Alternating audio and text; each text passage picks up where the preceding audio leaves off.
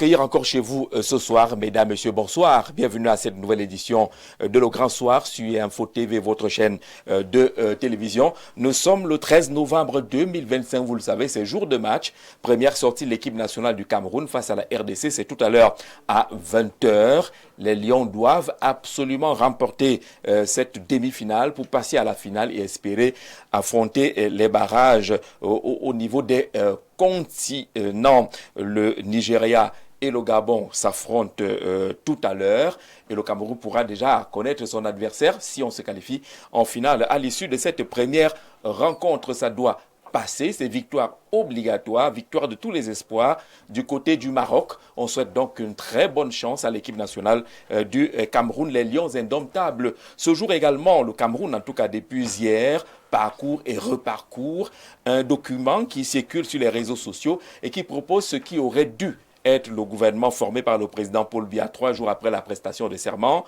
Il faut reconnaître qu'il n'est pas du tout authentique ce document, mais il ouvre les voies d'un débat, celui justement de ces gouvernements de Facebook. Facebook, faut-il accorder une importance? Est-ce qu'on est dans cette guerre de massacre où on propose des noms des gens qu'on jette à la vindicte populaire, espérant voir le président de la République changer d'avis? Est-ce que c'est finalement des sujets sans objet, évoquer ces gouvernements qui circulent sur les réseaux sociaux? Et puis un autre document qui circule également sur les réseaux sociaux parle de réformes institutionnelles et semble établir les conditions d'éligibilité du côté des conseils municipaux ou du côté de l'Assemblée nationale, où ce document qui n'est pas également authentique, qui n'a aucune source vérifiable, mais qui permet d'ouvrir le débat aujourd'hui sur la nécessité peut-être d'imposer un niveau scolaire ou académique à nos élus locaux, les conseillers municipaux et par ricochet les maires, ou alors les députés à l'Assemblée nationale. Faut-il imposer des diplômes aux élus? Ce sera avec nos invités qui commencent déjà à s'installer. Le Grand Soir accueille avec beaucoup de bonheur également celui qui sera très bientôt notre partenaire permanent et qui aura l'habitude de nous proposer des belles bouteilles d'eau. On fait un clin d'œil à ce partenaire-là. Additif est obtenu au terme d'un processus rigoureux de filtrage et d'analyse, ce qui vous permet d'étancher votre soif en toute sécurité. Buvez le minéral Bonis, buvez la vie. Avec nous ce soir dans le cadre de cette édition de Le Grand Soir. Accueillons Émile Messi, c'est un homme politique. Il est du Rassemblement démocratique du peuple camerounais. Émile, bonsoir et bienvenue. Merci de m'accueillir Jean-Jacques et bonsoir. Bonsoir aux compatriotes que je retrouve sur cette table. Bonsoir aux millions de téléspectateurs d'Info TV. Vous avez compris par là que je suis content d'être là ce soir et surtout de porter la voix de mon parti politique que vous avez bien nommé le RDPC. Le RDPC qui a déjà la tête tournée vers les régionales du 30 novembre prochain. On a lu une sortie du secrétaire général. Oui, en ce moment, il faut le dire, le secrétaire général du comité central tient une réunion dans ce sens avec les présidents de commissions régionales, départementales qui vont se déployer je crois dès le 16 pour cette campagne pour les élections régionales, pour la deuxième cuvée des conseillers régionaux et des exécutifs régionaux. Donc c'est un moment qui ne fait pas beaucoup de bruit, mais aussi une élection très capitale quand on sait l'importance de ces conseils régionaux en matière de mise en place et de mise en place effective de la décentralisation. Donc c'est une élection qui ne fait pas beaucoup de bruit, beaucoup plus parce qu'il s'agit juste du collège électoral qui regroupe des conseillers municipaux qui vont aller élire dans ces conseils régionaux le 30 novembre prochain. Mais je dis que c'est une élection capitale. On a l'impression qu'au RDPC, c'était reconduction totale des conseillers municipaux de la cuvée, la première cuvée. Bon, peut-être pour des raisons qu'on peut bien justifier. C'est-à-dire que cela n'avait fait qu'une mandature dans l'histoire des conseils régionaux. Donc on ne trouvait pas d'importance à ce qu'on renouvelle, ou alors qu'on renouvelle à un niveau très élevé ces conseils-là. Bon, autant mieux donner la chance à ceux qui avaient déjà commencé. De continuer. 5 ans, c'était trop peu, c'est ça? Et surtout qu'ils n'ont même pas eu une rallonge d'un jour.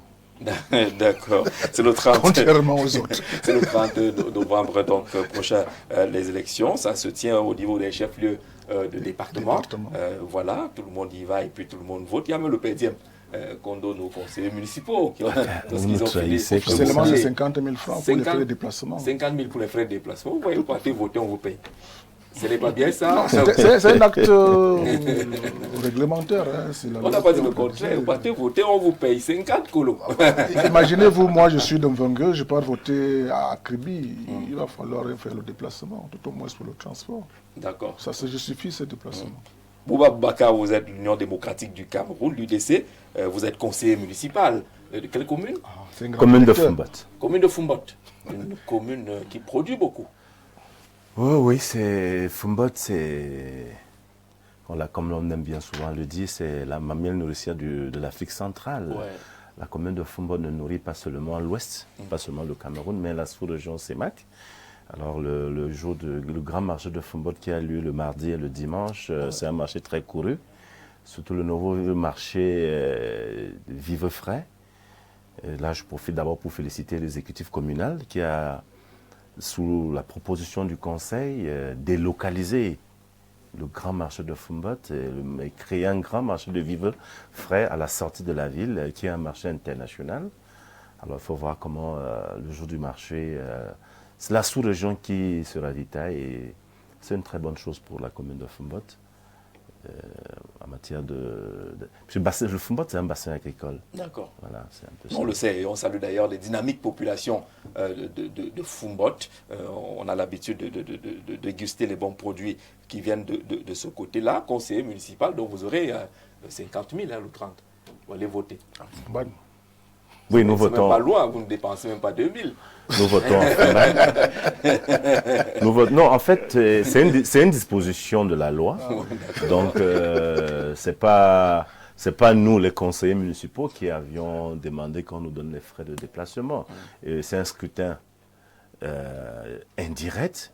Bon, c'est le code électoral qui a dit qu'il faut payer le transport aux conseillers municipaux pour aller voter. Donc. Maintenant, pour ceux qui ne disent pas souvent la vérité à la maison, tout le monde sait que quand vous partez là, on vous donne un peu d'argent. Il ne faut pas rentrer, vous dire non, vraiment, on a trop souffert là-bas, c'était compliqué. Non. Puis, ça ne nous gêne pas de dire. Puisque on le dit à Mondo Visio, Info TV, c'est une télévision très suivie. Ah, merci. Ah, vous connaissez ce mot, RDP, c'est la transparence. Parce que je l'ai dit tout à l'heure. La loi. Merci. Donc, vous connaissez ce mot, la transparence. Donc, je suis très ravi que mon voisin de gauche puisse connaître ce qu'on appelle la transparence. Ah, c'est bien. Félicitations, monsieur Messi. Là, je peux vous féliciter au moins pour cela. Merci. Pour cela, au moins, je peux vous féliciter. Merci Bouba Boubacar d'être là. On salue en tout cas tous nos amis de l'Union démocratique du Cameroun. Merci d'être toujours disponible pour échanger avec les panélistes sur nos différents plateaux. Ce n'est pas facile pour le conseiller municipal qui va partir de Molundou. Pour Yokadouma, lui, c'est 50 000 vont finir en route. Il n'y a rien à faire. Bon. Le transport seulement entre Molundou et Yokadouma, aller-retour, 50 000, c'est infini. Bon, peut-être que les candidats en liste n'ont pas aussi. Peut-être qu'il faut également appliquer cette politique-là, essayer de voir les distances des uns et des autres. C'est autant de choses que nous demandons. C'est autant de choses. À l'UDC, nous demandons de revoir le code électoral. C'est plein de choses qu'il faut voir. Ouais. Il faut voir, par exemple, le nombre des députés par région. Il y a plein de choses que nous voulons revoir. Nous avons, par exemple, des régions... Là, n'anticipez pas sur une émission qu'on prépare. Et là, déjà, je peux y retenir que vous serez invité. Parce qu'on va reparler du découpage. Le découpage électoral, vraiment, c'est un problème. Voilà un autre que vous créez pour vous poser sur la table. C'est inadmissible. C'est ce que nous vivons. Jean-Jacques, ce problème est plus préoccupant, d'autant plus que... Celui du découpage? Il y a eu... Au-delà même du découpage, on peut regarder le découpage, mais il y a quand même une nécessité d'augmenter le nombre de conseillers municipaux dans les communes et même les députés à l'Assemblée nationale. Pourquoi? Parce que lorsque ces quotas ont été fixés il y a peut-être 30 ans, même la population actuelle n'était pas la même. Donc il y a eu augmentation de la population qui devrait normalement suivre l'effectif des conseillers municipaux et des députés de l'Assemblée nationale. Mais avant tout cela, faites-nous quand même un recensement aussi. Cela s'impose quand même. Faites-nous quand même un recensement. Pour une fois, je suis d'accord avec aussi, le RDPC. D'accord. Cela s'impose. La deuxième fois, vous êtes d'accord. Oui, pour une fois, je suis d'accord avec le RDPC. Premièrement, il connaît le mot transparence. Ensuite, il reconnaît que le découpage, la pouvoir là, ça c'est bien. D'accord. C'est bien, monsieur Messi. Même s'il faut nécessairement faire un recensement actualisé. Tout à fait. Le dernier date de 2005. Ça va faire 20 ans. Mais on a quand même des indicateurs avec l'Institut national de la statistique. On a des chiffres là. On parle de jeu de plus de 30 millions. Bienvenue, Bolo est parmi nous. Il est un acteur politique également, mais davantage sur ce plateau, expert en gouvernance territoriale. Bonsoir et bienvenue. Bonsoir Jean-Jacques, bonsoir à tous les copanélistes et bonsoir à tous les millions de téléspectateurs d'Info TV. C'est toujours un plaisir renouvelé et très renouvelé d'être là, de participer à ces débats qui sont très écoutés dans le grand soir, de par le triangle national et même à l'international. Et ces débats qui participent à éclairer la lanterne des Camerounais sur les sujets d'actualité. Un pur produit de la NASLA, c'est ça? Exactement. Parce qu'on se pose encore des questions. Qui a accès? Est-ce que ça fonctionne? Est-ce que tout le monde a accès à la NASLA? Non, vous savez, avant c'était le CFAM, c'est un centre de formation pour l'administration municipale. Mais le gouvernement s'est rendu compte que ce petit centre ne formait pas suffisamment le personnel des CTD. Et le gouvernement l'a transformé en une école, National School of Local Administration. C'est situé à Boya et ça permet de former l'ensemble du personnel des CTD. Beaucoup plus les cadres. Mais d'autre part également, il y a d'autres institutions qui font ce travail. Il y a le programme supérieur de spécialisation en finances publiques.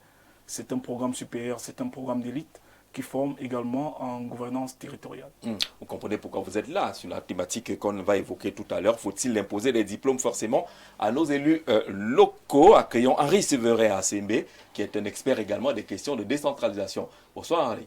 Bonsoir Jean-Jacques et bonsoir aux téléspectateurs d'Info Télévision.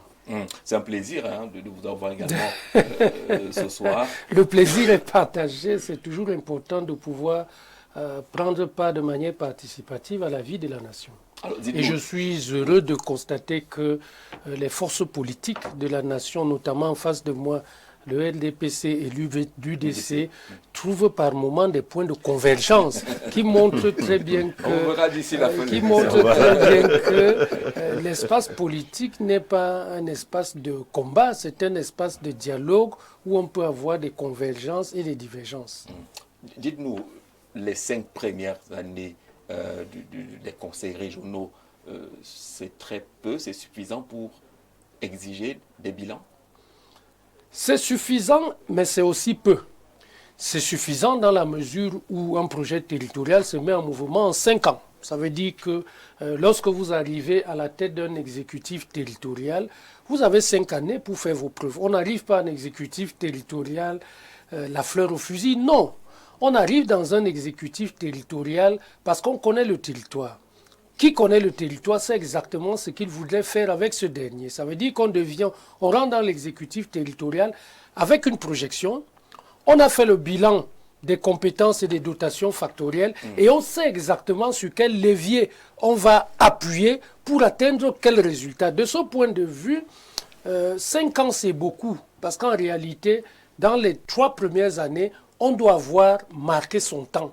Même si on est dans un désert, si on est responsable de direction, même si on est dans un désert, on doit avoir la capacité en 3 ans de montrer de quoi on est capable.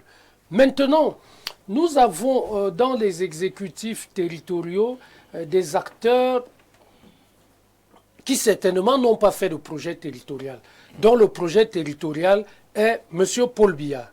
Vous verrez très bien que sur 9 exécutifs régionaux qui relèvent de la compétence politique du RDPC, nous avons au moment de la campagne pas d'expression individualisée, simplement l'expression de la vision du président de la République qui a quand même instruit et qui supervise le mouvement de décentralisation qui, lui, consacre et promeut l'émergence des talents territoriaux.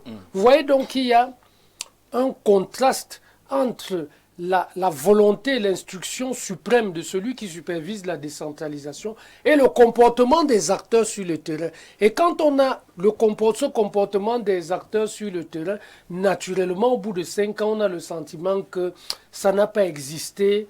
On a le sentiment qu'on découvrait l'activité, on se réfugie derrière quelques désarticulations administratives, notamment le transfert des ressources et des compétences. Mais à la réalité, 5 ans, c'est beaucoup pour faire du bilan. D'accord, en termes de bilan, vous jeterez un coup d'œil dans les colonnes du journal Le Levant, qui est allé à la rencontre du président du conseil régional de l'Est, Ouaman Bélé, pour faire le bilan de ses 5 premières années. Il dit qu'il est satisfait de ce qui a été fait de ce côté. On peut avoir la une de ce journal. Je suis un président satisfait de ce qui a été réalisé en 5 ans, dit-il, même s'il note de nombreuses difficultés. En termes de difficultés, par exemple, il dit que jusqu'à présent, nous n'avons pas réussi à recruter les ressources humaines dont nous avons besoin pour travailler les 2 premières années compte tenu des contraintes budgétaires. Et ce n'est qu'en janvier 2025, c'est-à-dire il y a cela quelques mois, que nous avons eu l'autorisation pour le recrutement des cadres dont nous avons besoin. Malheureusement, nous n'avons pas pu faire mieux parce que notre budget qui était calé à un montant de 3 milliards et dont le paiement des salaires allait avoir des soucis. Donc nous avons passé 5 années sans avoir toutes les ressources humaines sollicitées conformément à notre organisation administrative approuvée. La seconde difficulté, c'est la mise à disposition des moyens financiers. Si on regarde les domaines dans lesquels les compétences ont été transférées, les moyens ne suivent pas. Mais là, on a quand même quelqu'un qui est satisfait, mais qui vous note de nombreuses difficultés, notamment le personnel, les moyens pour accompagner cela. Bienvenue. Non, en fait, la décentralisation a plusieurs paliers parce qu'il y a les communes qui regroupent les communes d'arrondissement, les communes rurales et même les communautés urbaines ou mairies de ville, mais il y a également les régions. Oui. Et lorsqu'on essaie de parcourir un peu l'histoire de la décentralisation dans notre pays, on va se rendre compte que les communes sont plus avancées. Les régions ont été récemment mises sur pied et ça piétine encore de ce côté. D'accord. On va tourner la page pour prendre la première thématique de ce soir. Quelqu'un a commencé à lancer les pics. Bonsoir Gisette. Mais comment pouvez-vous inviter 2 membres du RDPC, c'est Emmanuel depuis Kwaba. Il faut suivre l'émission. Ils peuvent même être tous du RDPC, mais la thématique amène quand même à ce qu'on interroge l'expertise. Vous avez un spécialiste des questions de gouvernance territoriale, un spécialiste des questions, je ne dis pas que c'est toi qui es du RDPC, hein, Henri, mais de la décentralisation. Et on a des acteurs de terrain. Donc on essaye d'avoir cela. Accueillons la dame Jeanne Vondon, qui est opératrice économique. Jeanne, bonsoir. Bonsoir Jean-Jacques. C'est un plaisir de t'avoir ce soir. Ah, malgré mon retard, merci déjà de l'invitation. Non, mais les hommes, ils sont galants. Ils se sont dit qu'on va t'accorder des circonstances. Parce qu'il fallait bien que la tenue, le joli rouge et tout cela soit bien calé. Et que depuis hier, on parlait de la place des femmes. On n'a pas voulu être chicoté aujourd'hui. On dit que mais où sont les femmes? Elle est là, bien entendu, et va représenter valablement. D'abord, un peu de Congossa pour ouvrir ce programme. Vous l'avez vu sur les réseaux sociaux. Un gouvernement de Facebook qui a fait le tour. Et certains disent qu'il devait même être le gouvernement officiel, qui devait être publié 3 jours après la prestation de serment. Ce n'est pas ce qui nous intéresse. Mais c'est le gouvernement Henri Severa, qui ont l'habitude d'arriver comme ça sur Facebook. Est-ce que c'est des sujets sans objet ou il faut quand même interroger cela? Les gouvernements des réseaux sociaux sont devenus une habitude. C'est un mode de vie qui s'est développé et qui est rentré dans la culture. Donc c'est un fait désormais établi qui s'appuie sur les dynamiques qui structurent la vie des communautés. Vous savez, dans les communautés, le pouvoir, c'est-à-dire la capacité à influencer les autres, est ce que tout le monde recherche. Et vous savez que le gouvernement fait partie des instruments de pouvoir les plus prisés. Lorsque vous parlez du gouvernement, bien entendu, il s'agit de l'instrument qui assure la gestion de près de 7 000 milliards de francs CFA. Lorsque vous parlez du gouvernement, le budget de l'État, le gouvernement, lui tout seul, gère autour de 7 000 milliards de francs CFA. Ça veut dire que ceux qui assurent la gestion de cette masse financière sont des acteurs très puissants. Et chacun, bien entendu, l'espace public étant un lieu de conquête, chacun, bien entendu, voudrait soit se rapprocher de la décision qui structure la gestion de cette masse financière, soit travailler à éloigner les autres. La raison pour laquelle ces gouvernements peuvent être perçus sous deux prismes. Premier prisme, qui veut-on tuer? Ouais. Vous savez que dès qu'on vous met en pole position sur l'espace public, automatiquement, c'est un phénomène physico-chimique. Hein? C'est-à-dire, pour nous les chimistes, dès qu'il y a un nouvel entrant dans le milieu réactionnel, il y a deux réactions, deux comportements. Premier comportement, l'appariement. Ceux qui sont contents et qui arrivent, c'est les atomes qui arrivent et les ions qui arrivent, qui disent on est très content de cette perspective. Deuxième comportement, il s'agit de quoi? Et c'est un mouvement de répulsion, c'est-à-dire ceux qui ne sont pas compatibles avec l'intrant qui arrive dans le milieu réactionnel manifestent tout de suite la répulsion. Le milieu humain, l'écosystème est comme un milieu réactionnel. Donc on dit Jean-Jacques Zé, ministre de X ou de Y, ceux qui sont Jean-Jacques Zé compatibles commencent à faire la fête et activent leur réseau pour que la décision arrive et désigne finalement Jean-Jacques Zé. Ceux qui ne sont pas Jean-Jacques Zé compatibles mettent en mouvement la batterie en disant mais comment? Jean-Jacques Zé nous a dévancés, on met en mouvement, la batterie et Jean-Jacques Zé entre dans le viseur et on le fusille. Moi je me souviens, lorsque je côtoyais certains milieux de décision, je prendrai un cas factuel. À l'époque, j'étais patron de la communication à l'université de Yaoundé 1. Là, nous sommes dans les années 2000, donc on peut en parler, ça fait plus de 20 ans. Ouais. Et le patron de l'université de l'époque, à l'époque, l'université, le recteur était président du conseil d'administration. Lorsqu'il se déplaçait, passait l'intérim à un des vice-recteurs. Et naturellement, à son retour, il y avait toujours un vice-recteur qui venait se rapprocher de lui en lui disant mais l'autre prend de l'avance, vous savez que bientôt il y aura des mouvements. Quand vous lui laissez l'intérim de manière régulière, il prend de l'avance sur nous. Donnez-nous aussi l'intérim la prochaine fois. Vous imaginez donc que si à ce niveau c'est comme ça, c'était juste un échantillon, c'est la projection de manière globale. Kava Yégué Dibri, le président de l'Assemblée nationale, a remis un stylo au chef de l'État avec une rhétorique autour de ce stylo en disant que ce stylo est fait pour signer et que très prochainement, le pays attend certainement des signatures. Et lorsqu'un président de la République prête serment, il est attendu dans la culture républicaine, il est attendu que les cartes soient redistribuées. Naturellement, les acteurs sont en mouvement. Vous voyez au plan gouvernemental, immédiatement après la prestation de serment, vous avez vu que tout le gouvernement est en branle.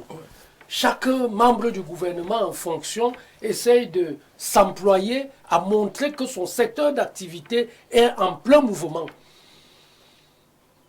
Naturellement, du côté des autres acteurs qui veulent entrer, c'est-à-dire ceux qui sont installés, n'aspirent pas à partir. Ceux qui sont en marge du processus, ceux qui sont à l'affût, aspirent à rentrer. Et naturellement, chacun emploie les armes qui sont à sa disposition pour essayer de se faire entendre. Vous avez vu le ministre Momo, qu'est-ce qu'il a dit? Ceux qui pensent que son bail de 7 ans est terminé, qu'ils sachent qu'il a mouillé le maillot et qu'il aspire à continuer. Oui. Vous avez vu l'ami Célestin. Jamais. Je ne sais pas si c'est Jamen, mais c'est l'ami Célestin qui a montré son soutien vis-à-vis de la campagne du président Paul Biya et qui attend des retombées. Le président de la République a dit ce septennat c'est pour les jeunes et les femmes. Nous voyons bien les femmes qui sont sur les starting blocks et des jeunes également qui sont sur les starting blocks en disant les jeunes ce n'est pas ceux qui ont plus de 50 ans. Les jeunes c'est nécessairement ceux qui ont moins de 40 ans, c'est-à-dire 35 ans jusqu'à 17 ans qui veulent entrer dans cette affaire. Et naturellement, Jean-Jacques Zé, on va publier votre nom sur la liste des membres du gouvernement pressenti pour que soit vous soyez consolidés, soit vous soyez éjectés tout simplement. Fusillés. Donc c'est un fait social, c'est devenu un phénomène normal dans la vie de la République et c'est rentré dans la culture de Bouba Aboubakar, c'est donc un sujet digne d'intérêt, même si c'est des documents des réseaux sociaux, on ne connaît pas l'origine ou l'authenticité, mais il y a une signification, il y a une explication, une compréhension. Ce n'est pas un sujet sans objet. Ça, il faut prendre cela avec beaucoup de sérieux. Pourquoi? Parce que je vais prendre un petit exemple. Au sorti des élections du 12 octobre, pendant que nous attendions le résultat, le simulacre qui a été présenté par la Cour constitutionnelle, on l'a retrouvé sur les réseaux sociaux bien avant. Alors, même parce qu'il y a une commission qui avait déjà arrêté ces chiffres-là, c'était pas caché. Oui. La commission de recensement général. Là, oui, là, je ne dis pas non. Et il y avait des partis politiques représentés là-bas, donc c'était plus un secret. Ah ben, la loi nous dit qu'il n'y a que le Conseil constitutionnel qui est habilité à proclamer les résultats. Proclamer, voilà. C'est bien dit. Et que même les tendances sont interdites, si je m'en tiens au code électoral. Ben, nous, on a retrouvé cela sur les réseaux sociaux. Mais il n'y a pas eu de sanction. Donc, pour dire que tout ce que nous avons sur les réseaux sociaux, il faut prendre au sérieux, parce qu'au Cameroun, l'expérience a prouvé aussi que la rumeur est toujours fondée au Cameroun. Quand quelque chose se chuchote, avec le temps, on se retrouve toujours que... Ça peut mettre des ballons d'essai, oui, c'est justement comme expliquait le DP. On lâche pour voir comment les uns et les autres vont réagir. Et aussi, surtout pour ça, pour voir comment les uns et les autres vont réagir. Et ensuite, maintenant, on lâche la bombe. Mais prépare le Cameroun, le président n'aime pas quand il y a un document comme ça qui circule et que lorsque ça circule, même s'il avait déjà programmé un réaménagement, il se rétracte et ça sauve beaucoup. Oui, ça c'est vrai aussi, mais pour ce qui est du gouvernement que nous attendons, on souhaite, on espère que cette fois-ci il y aura, parce que le gouvernement qui est en place, je pense que ça va... Depuis le 4 janvier 2019. 2019, on n'a pas refait le gouvernement. Parce que ça nous surprend que cela soit même fait cette année, parce que il est habitué depuis 82 qu'il est au pouvoir, il travaille avec ses amis. Il va les remplacer? Non, je ne pense pas. Donc il faut aussi voir ça sous cet angle. Ce n'est pas évident, ce n'est pas très sûr qu'il y aura même remaniement. Parce que comme il est avec ses amis, il va toujours continuer à travailler avec eux, on ne sait jusqu'à quand. D'accord, c'est votre point de vue. Oui. Et ça compte. Bolo, bienvenue sur cette question. Faut-il penser que c'est des sujets sans objet lorsqu'on a des gouvernements qui circulent comme ça? Il faut dire qu'entre 2019 et 2025, on a eu pas moins de 6 gouvernements qui ont circulé sur les réseaux sociaux. Justement, Jean-Jacques, je voudrais préciser pour dire que nous sommes au Cameroun et nous connaissons un tout petit peu notre pays et on sait comment ça fonctionne. Pour ceux qui connaissent le président de la République, il est très difficile qu'un de ses gouvernements ait fuité. Depuis qu'il a toujours mis sur pied des gouvernements. Et Jean-Jacques, il faut comprendre que c'est une manipulation et ces gouvernements, on les voit souvent très réapparaître à Facebook toutes les fois qu'il y a des rumeurs d'un réaménagement ministériel. Et moi, je voudrais dire que ça doit être sans objet. Un peu comme le président de Facebook qui s'autoproclame là-bas à Facebook, le gouvernement de Facebook doit être sans objet. Ça ne doit pas intéresser les Camerounais. Alors qu'au Cameroun, on a soit l'impression que c'est comme ça qu'on grille certains. Je vais utiliser le terme approprié au quartier.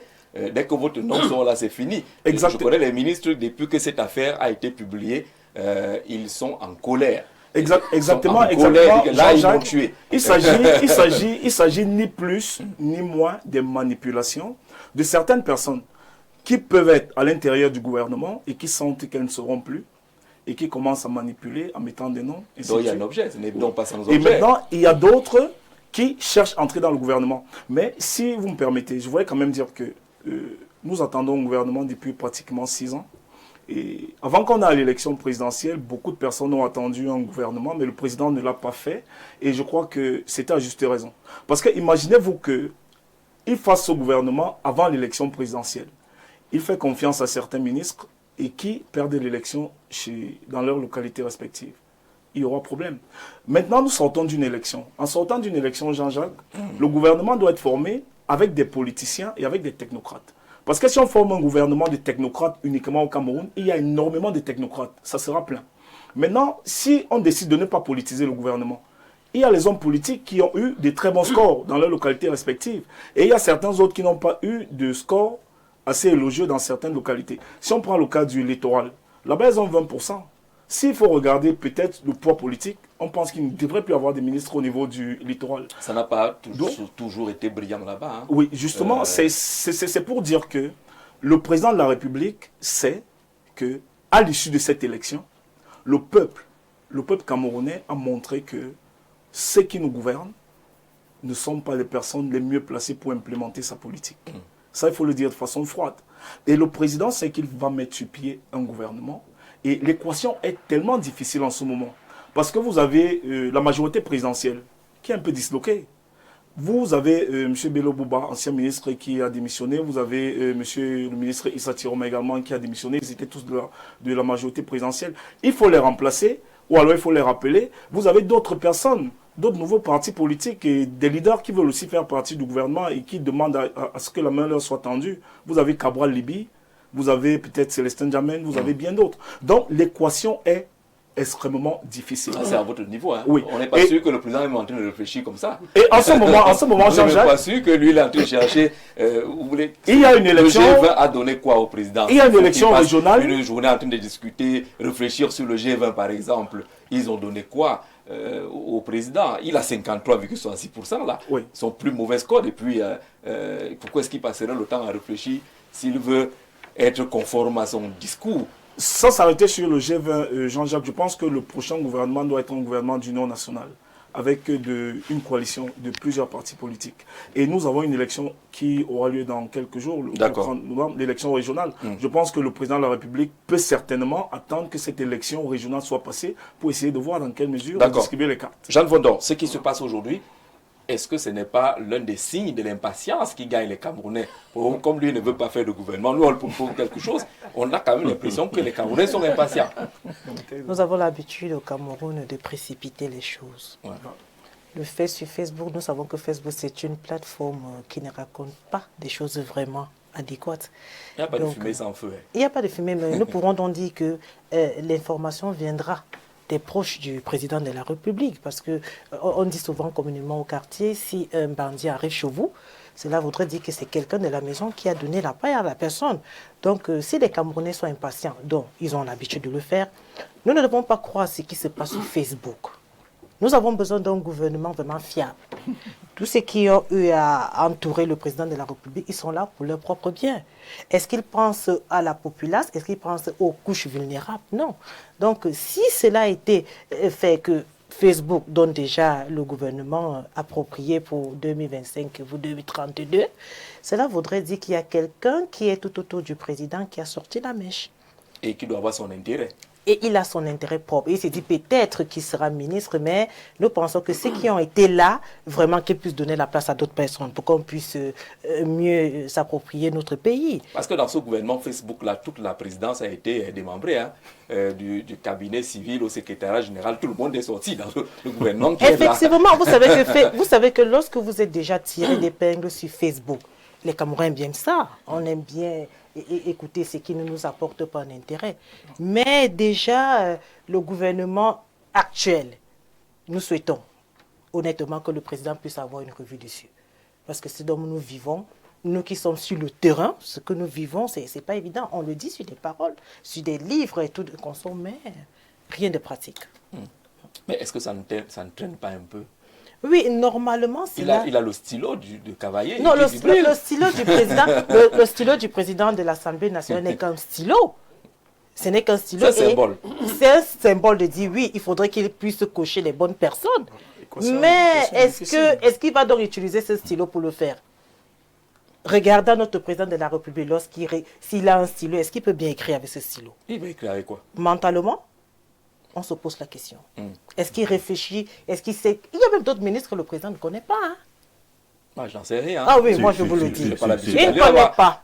Il ne connaît pas. Ah bon? Oui, on lui apportera une liste, on dit voici, puisqu'ils sont en train de se bousculer pour être ministre, oui, on est ministre, mais qu'est-ce que nous allons foutre du pays? Est-ce que nous allons regarder que les jeunes pleurent le chômage? Non. Donc ce stylo, pour moi, n'a pas de place. La place, c'est le mental du président de la République. Il faut qu'il revoie uniquement ce qui se passe dans son pays. Vous avez vu au niveau du littoral, et son pourcentage a été très bas, parce que les gens se disent que oui, qu'est-ce qu'il va refaire de nouveau? Mais nous espérons que le stylo pourra parler. D'accord. Émile Messi, sur cette question, gouvernement de Facebook ou des réseaux sociaux, est-ce que c'est un sujet sans objet ou alors il y a des choses dans le fond que ce gouvernement sur les réseaux sociaux est en train de cacher? Non, on ne peut pas dire que les informations issues des réseaux sociaux, de Facebook et autres, sont sans objet. Ça participe justement même du modèle de la société et de la communication. Bien avant Facebook, nous avions le même phénomène par des journaux classiques. C'est-à-dire les Voici journaux le titrés, gouvernement. Voici le gouvernement. Voici le gouvernement. Bientôt, on va voir ça. Le phénomène n'est pas nouveau avec Facebook. Bientôt, en fait. on va voir ça. Bon, maintenant, on ne va pas balayer ces informations de revers de la main comme ça. Mais il faut comprendre. Il faut rester dans l'approche de la compréhension. Qu'est-ce qui se passe derrière tout cela? Des autres l'ont évoqué ici. Il y a un jeu de massacre. Au-delà du jeu de massacre, il y a une pression sociale. qui Il veut y a un une gouvernement. forte attente sociale. Il ne faut pas se leurrer, il ne faut pas faire la fine mouche là-dessus. On l'a brossé ici. Le gouvernement actuel est celui qui a battu le record de longévité depuis l'existence du Cameroun. Ça, il faut le savoir. On a dit, vous l'avez rappelé, c'est depuis le 4 Janvier janvier 2019. De mémoire, du Cameroun n'a jamais assisté à une telle longévité. Ça veut donc dire que la pression sociale, les attentes sociales deviennent énormes. Vous le savez bien qu'après chaque consultation électorale, en temps normal, il va falloir des modifications, des réajustements, des aménagements du gouvernement en fonction très souvent des réalités et des spécifications politiques. De 2018 à 2025, il y a eu des consultations électorales. Oui. Nous avons notamment assisté, et déjà même avant cela, même le gouvernement du 4 janvier 2019, je peux dire qu'il a été vraiment modifié à moins de 30%. Où beaucoup même disaient qu'il n'aura pas 6 mois, on devait le retoucher. Alors nous sommes allés aux élections de 2020, municipales et législatives, nous sommes sortis là. J'en pensais qu'avec la nouvelle configuration, on allait tout au moins se modifier. Ça n'a pas eu lieu. En 2022-2023, il y a eu les élections sénatoriales qui sont également un grand moment de consultation. Nous sommes sortis de là, il n'y a rien eu. Vous voyez donc qu'en 2025, avec la grande élection présidentielle, plus que jamais, les Camerounais sont en droit de voir les choses bouger d'un sens ou dans un autre. Je ne participe peut-être pas dans l'approche du massacre, il faudra enlever forcément des gens, mais nous savons que dans une institution, des individus qui mettent assez de temps au même poste ne sont plus très souvent efficaces. Tout parfois, il faut les modifier, sans forcément les changer. Mais on peut les modifier de poste. Permettez, s'il vous plaît, je suis sérieux sur ce plateau. On peut tout au moins les modifier pour avoir leurs compétences un peu ailleurs aussi. Ça aussi, c'est un point de vue que les gens peuvent avoir. Pas forcément sur le point de dire que, oui, il faut chasser les gens qui ont mieux. Mais s'ils sont si efficaces, mais essayez qu'ils soient aussi se complètent de gauche à droite. C'est pour cela donc que les modifications du gouvernement sont souvent importantes. Pour dire aussi que, au-delà de ces attentes, il y a aussi ce jeu de massacre. Il faut le dire, parce que quand vous scrutez le gouvernement qui est sorti, mais ce n'est pas les noms des premiers venus, hein. Vous vous demandez bien que si cette affaire-ci n'était pas fondée quelque part, au-delà de celui qui est en circulation en ce moment. On a souvent vu des gouvernements. C'est à se demander si ce n'est pas une fuite. Oui, ça peut être des fuites aussi. Ah oui, des fuites, où ça devient donc un peu plus sérieux. Mais qui a donc intérêt à faire fuiter un gouvernement qui aurait pu répondre aux attentes populaires? On peut se poser donc des questions. Donc ce jeu de massacre, et ça a été dit, revient donc du fait que lorsqu'on soupçonne donc que quelqu'un, peut-être à tort ou à raison, peut entrer et que peut-être la place de tel est en danger ou ma propre place est en danger, ça peut donc aussi expliquer ce mauvais jeu. Et vous savez que le jeu du pouvoir, le pouvoir n'est pas à Facebook, le pouvoir n'est pas dans la rue. C'est-à-dire que moi, le président de la République, j'avais bien l'intention de vous nommer et que le lendemain, votre nom est déjà sur une liste, mais Il n'est pas discret. vous êtes compliqué qu'il n'y a plus la discussion là-dessus.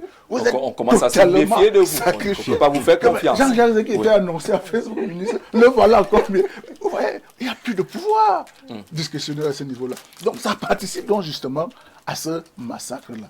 Bon, maintenant, la question de l'opportunité du gouvernement en ce moment. Je voulais aussi dire que, de toute expérience, après une élection présidentielle, depuis 2004, si vous observez bien, l'élection se passe toujours en octobre. En octobre. Et le remaniement vient toujours en décembre.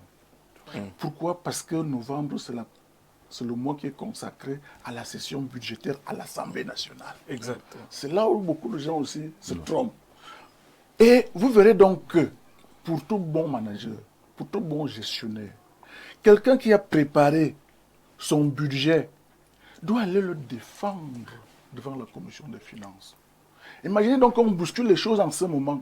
Les gens se retrouvent là avec des budgets qu'ils ne connaissent pas et qu'ils se retrouvent en train de défendre à la... Il y aura un Encore qu'ils ne problème. défendent pas aussi grand-chose. Hein. Donc moi je dis, on ne modifie, il y a donc, presque rien. quand vous là-bas. avez donc une lecture politique Ouais. de la chose, vous verrez que pendant cette session budgétaire en novembre, telle qu'elle n'est pas finie, aucun gouvernement n'est opportun. D'accord. Pour ce que je viens de vous démontrer. Ça, c'est votre point de vue. Pour ce qui est de l'Assemblée nationale, on sait comment ça se passe. Ce côté-là, depuis des années, on ne modifie même pas une virgule. Ce qui arrive passe. Bonsoir JZ et bonsoir à tous les panélistes. Le gouvernement Facebook permet aux Camerounais de réfléchir un peu et de soulager les fantasmes de l'attente. Il parle encore d'attente. Le président devrait réduire le nombre de ministres et faire de sorte chaque département un ministre.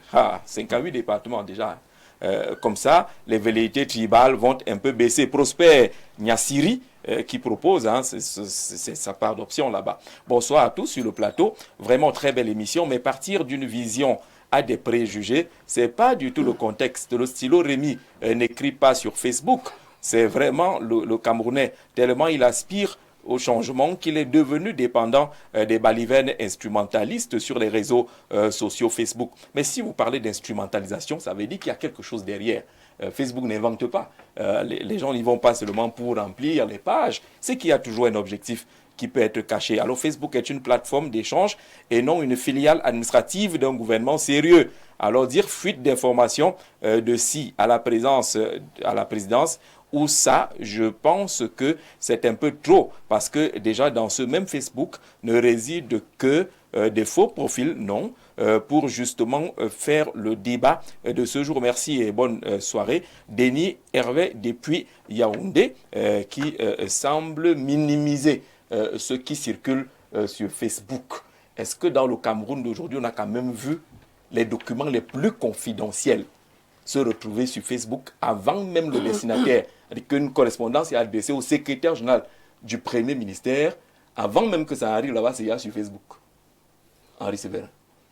Là, c'est le journaliste qui s'interpelle. Jean-Jacques, le propos énoncé par le dernier intervenant donne l'impression, laisse à penser que les réseaux sociaux ou alors la transformation digitale du monde n'est pas en marche. Le monde n'est plus que physique. Le monde est désormais physique et digital. C'est d'ailleurs la raison pour laquelle au niveau du gouvernement camerounais, et c'est la tendance mondiale, il y a le programme de transformation digitale des administrations. Ce programme est logé au MINCOM et il se partage au MINPOSTEL. Et il se partage entre le MINPOSTEL et la présidence de la République compte tenu de toute la délicatesse que vous pouvez avoir sur le coup. Jean-Jacques, la question de la transformation digitale va de pair avec la question de la transparence de la gestion publique. Et vous savez que le Cameroun a adopté, le président de la République l'a promulgué, le code de transparence et de bonne gouvernance en matière de gestion des finances publiques. Ça veut dire que tous les actes nécessitent d'être transparents, c'est-à-dire, c'est comme on disait dans l'Union soviétique, la glasnost. Et dans la gestion publique, on ne décide que rarement seul. Le processus de décision, l'un des panélistes fait partie des administrations publiques, est une interaction qui se construit dans la chaîne. Et dans la chaîne, forcément, l'information doit circuler. Et lorsque vous avez partagé l'information à deux, naturellement, elle se partagera avec un troisième et la chaîne sera dans la chaîne du secret africain. Oui. Quels sont les plus puissants aujourd'hui? Les plus puissants, ce sont ceux qui maîtrisent l'espace numérique. Les plus riches dans les prochaines années, ce n'est plus le BTP, ce n'est plus le pétrole, mais c'est ceux qui maîtrisent l'espace numérique. Et lorsque vous avez cela, tout a vocation à s'y retrouver. Toutes les applications que vous utilisez dans vos machines, vous pensez qu'elles sont neutres? Elles procèdent d'une volonté de collecte ou d'un dispositif de collecte de l'information qui permet de modéliser et qui permet d'aller à la conquête de la puissance au plan national et au plan international. Donc, tout ce que nous avons vocation à faire nécessite de considérer l'espace numérique qui est un espace de pression. Prenez le cas, lorsque vous avez les batailles numériques, il s'agit de quoi? Les batailles numériques sont des batailles qui se mènent entre les gouvernements, entre les parties prenantes, entre les puissances économiques, entre les entreprises. On ne peut donc pas se laisser aller à penser aujourd'hui que l'espace numérique est un espace banal où ce qui s'y retrouve a vocation à faire l'objet de déconsidération. Non, c'est un espace de conquête. Et si nous sommes dans les perspectives 30 millions de Camerounais, chacun des Camerounais a vocation à interagir avec les autres, les N-1, pour pouvoir mettre la pression et obtenir le résultat. Tout ce que nous retrouvons donc dans le numérique est à prendre avec beaucoup de sérieux parce que c'est la volonté d'un individu. L'information ne se crée pas sur l'espace numérique. L'information se diffuse sur l'espace numérique. Maintenant, derrière cela, il faut répondre à la question: qui a diffusé l'information sur l'espace numérique? Quelles sont les dynamiques qui structurent la production et la publication de cette information sur l'espace numérique? Nous savons en matière de communication que la diffusion de l'information obéit au principe de la ligne éditoriale, c'est-à-dire un positionnement choisi par un acteur qui appartient à une chaîne, à un écosystème pour influencer et obtenir ou parvenir aux résultats qui sont prévus à l'avance. Voilà comment nous comprenons la chose et nous suggérons que l'espace numérique soit considéré comme un grand espace de bataille, un espace de conquête. D'ailleurs, pendant les élections, où se déroulent les plus grandes batailles?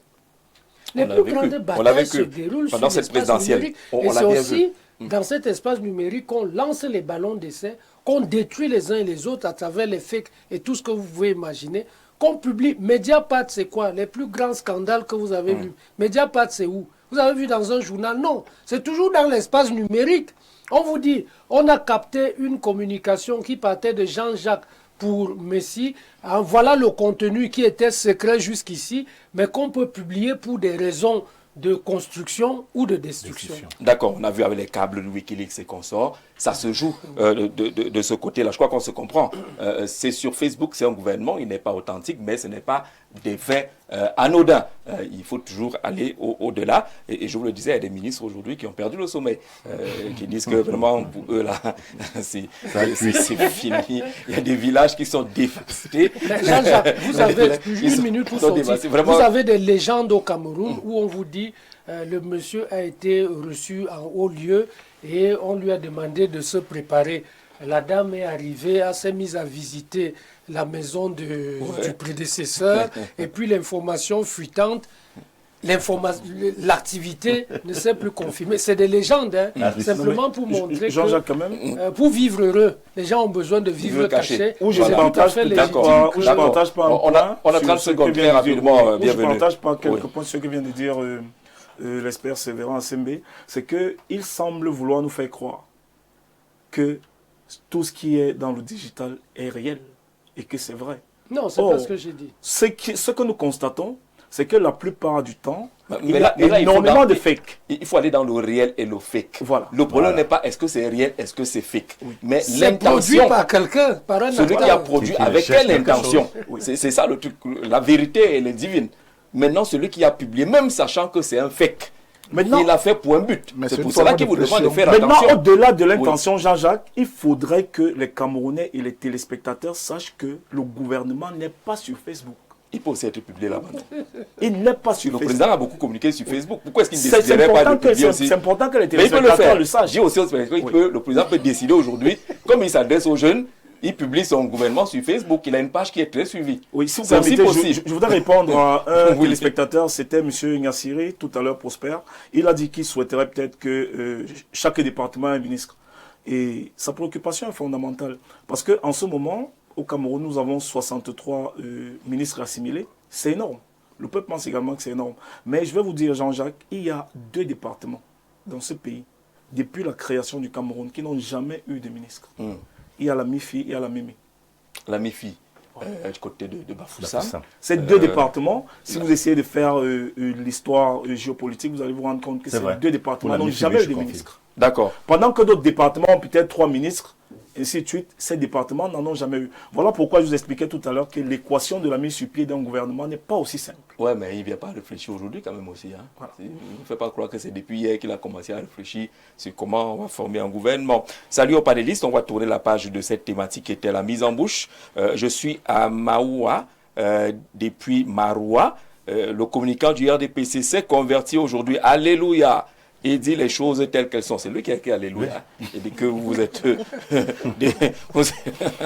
transformé et que vous avez été vaincu. Bonsoir à tout le panel. Prière de balayer tous ces ministres-là. Ce n'est pas nous qui ne peuvent plus rien prouver. Regardez ce qui se passe au ministère des Sports, suivi des sanctions. Mama Sita, dans le gouvernement qui circule, là, moi, le combien là-dedans? Toujours ministre des Sports. D'accord.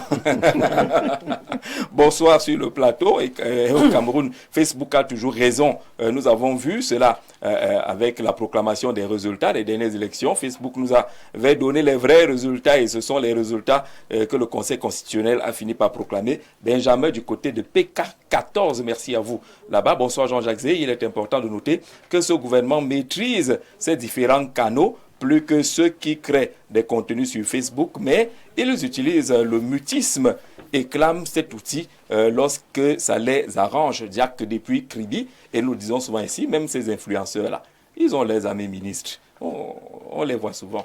Bonsoir Jean-Jacques, ainsi qu'à votre panel. Nous ne croyons pas qu'il y aura un changement vraisemblable dans ce gouvernement, comme qui se signale déjà à l'horizon. Tous ces ministres seront maintenus au moins à 80%. Leur maintien donnera toujours les mêmes effets de la malgouvernance. C'est M.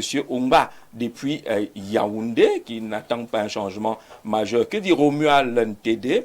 Il dit ceci, Romuald. Oula, c'est un peu long, Romuald ne pourra pas lire tout. Bonsoir. Le panel, le gouvernement de Facebook ne peut pas être sans objet. Premièrement, parce qu'il découle de la profondeur des attentes du peuple qui souhaite avoir quelque chose de nouveau. En outre, il faut noter les enjeux sont variés du côté du système. Il faudra se refaire une énergie pour répondre à la sanction populaire infligée par les urnes, toute proportion gardée. Par ailleurs, il faudra se rendre compte de la manipulation qui peut propulser les uns à anéantir les autres. Le massacre évoqué par Émile Missi tout à l'heure, cette situation met quelquefois le pouvoir dans l'embarras. Romuald, merci pour cette contribution. Bonsoir sur le plateau. Paul de Douala, je me rappelle à l'époque, quand le président faisait régulièrement les remaniements, toujours les gens passaient dans les chaînes de télévision pour se plaindre, disant qu'à ce rythme-là, le président ne savait pas ce qu'il faisait. Certains disaient même que c'est impensable d'avoir autant de gouvernements. Même à RFI, on en parlait. Maintenant qu'il change de stratégie, nous sommes encore les mêmes à contredire. Paul de Douala qui demande finalement qu'est-ce que vous voulez. Je cherche un peu le message de celui qui nous disait qu'on ne reçoit pas le FSNC, même s'il est écrit FNSC, déjà parce qu'il ne regarde pas les programmes d'Info TV. Pendant toute la campagne électorale, le FSNC était bien représenté sur nos plateaux et toujours. Et on a reçu d'ailleurs le démissionnaire il y a encore quelques jours, Dr Moïse Mbok. Donc ce procès-là, vous ne pouvez pas nous le faire. Et vous parlez du MRC, souvenez-vous que c'est le MRC lui-même qui a décidé de ne plus aller sur certains médias. Nous, on reste ouverts. Voilà, c'était pour répondre. On passe à la seconde thématique. Oui, avant cela, Jean-Jacques. Oui, on affiche déjà la seconde thématique. Allez-y, Émile. Je voulais quand même apporter un petit détail. Vous voulez dire que vous n'avez pas changé? Un débat qui tend à devenir une perversion. À savoir que chaque département devrait avoir un ministre, je ne sais pas trop quoi. Non, c'est une perversion dans le débat. Pourquoi? Parce que lorsqu'on sait la fonction des membres du gouvernement, des ministres, on n'est pas nommé ministre pour un département précis. En République, il faut bien le dire, un ministre est au service de la République. On vous confie un pan de la nation, un chantier national. Vous n'êtes pas un élu du village. Vous devez apporter votre contribution pour toute la nation. Et c'est ce genre de période qui font donc que ce genre de débat s'enlise. Où on atteint un gouvernement où chacun espère enfin avoir un proche dans l'appareil. Or, le gouvernement, c'est pour la nation tout entière. D'accord. On n'est pas nommé au gouvernement pour sa localité. Et c'est pour ça que très souvent, nos ministres sont pris en otage par leur communauté parce qu'ils estiment qu'ils doivent apporter satisfaction à leur communauté. Mais nous disons, un nouveau gouvernement, oui, mais dans la façon de faire. Pour plus d'efficacité dans la gestion de la nation. Et non pour satisfaire les communautés et autres. D'accord, merci beaucoup. On va passer à la thématique centrale de ce programme. Réforme institutionnelle, faut-il imposer des diplômes aux élus locaux? Vous avez également vu ce débat ouvert à partir des réseaux sociaux où un document a circulé. On semble demander que pour être conseiller municipal, il faut un moyen, un niveau relatif de BPC. Au moins pour être député, il faut également... Est-ce qu'il faut imposer des diplômes aux élus locaux? Je tiens à préciser, vous savez que les Lions jouent tout à l'heure à 20h. Et pour ces raisons, en raison justement du match des barrages qualificatifs à la Coupe du Monde 2026, qui oppose ce soir à 20h les Lions indomptables du Cameroun aux Léopards de la RDC, le journal de 19h tout à l'heure sur Info TV sera un journal bilingue pour vous permettre à 20h de supporter, de donner votre cœur pour l'équipe nationale du Cameroun. Le journal bilingue plutôt à 19h, français et anglais. Jeanne, sur la question, est-ce qu'il faut imposer les diplômes à nos élus locaux, les conseillers municipaux, un petit BPC par là, est-ce que ce serait important? Le BPC n'est pas petit. D'accord, je vous le conseille. Si l'imposition des diplômes devient un critère, ça change la donne. Ça change la donne. Ça change la donne. Vous savez, il y a des personnes qui sont nées pour diriger. Ce n'est pas qui veut qui dirige, c'est qui peut qui dirige. Lorsqu'on est, par exemple, conseiller municipal, on a été élu et on a accepté prendre les problèmes de la population en main. Mais chose qui n'est pas souvent vérifiée. Lorsqu'on se met dans les élections municipales, on veut être conseiller, mais lorsque nous sommes devant les faits accomplis, on n'a plus cette force-là. Donc, parlant donc des diplômes, est-ce que si j'ai le BPC, je ne pourrais pas être conseiller municipal? Est-ce que si je n'ai pas ce BPC? Non.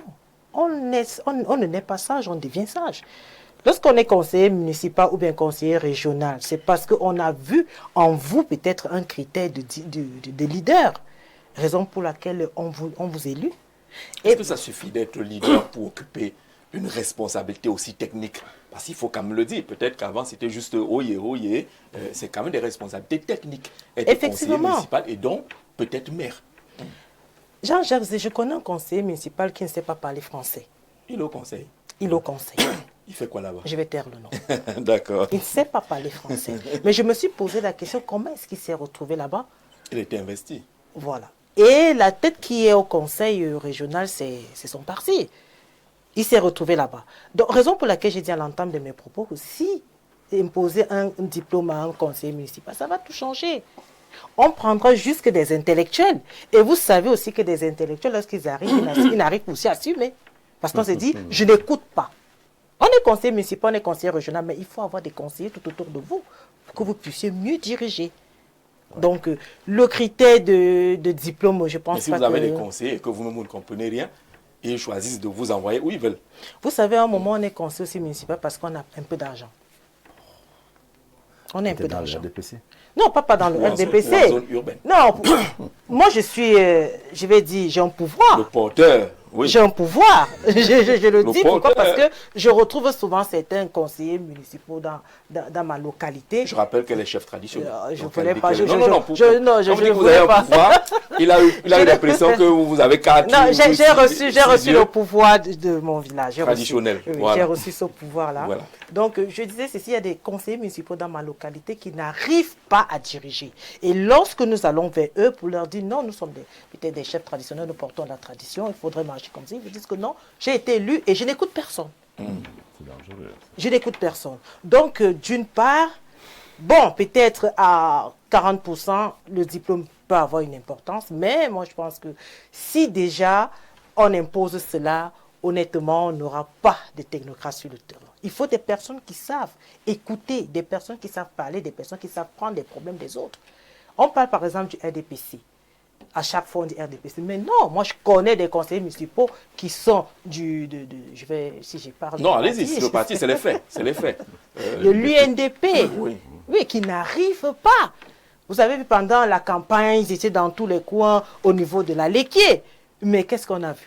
On n'a rien vu de bon. On a rassemblé nos vieilles mamans qui s'asseyaient pour écouter. Et ces vieilles mamans qui disaient que oui, nous savons que l'UNDP va faire quelque chose. Mais lorsque nous nous retrouvons peut-être 2 semaines après la proclamation des résultats.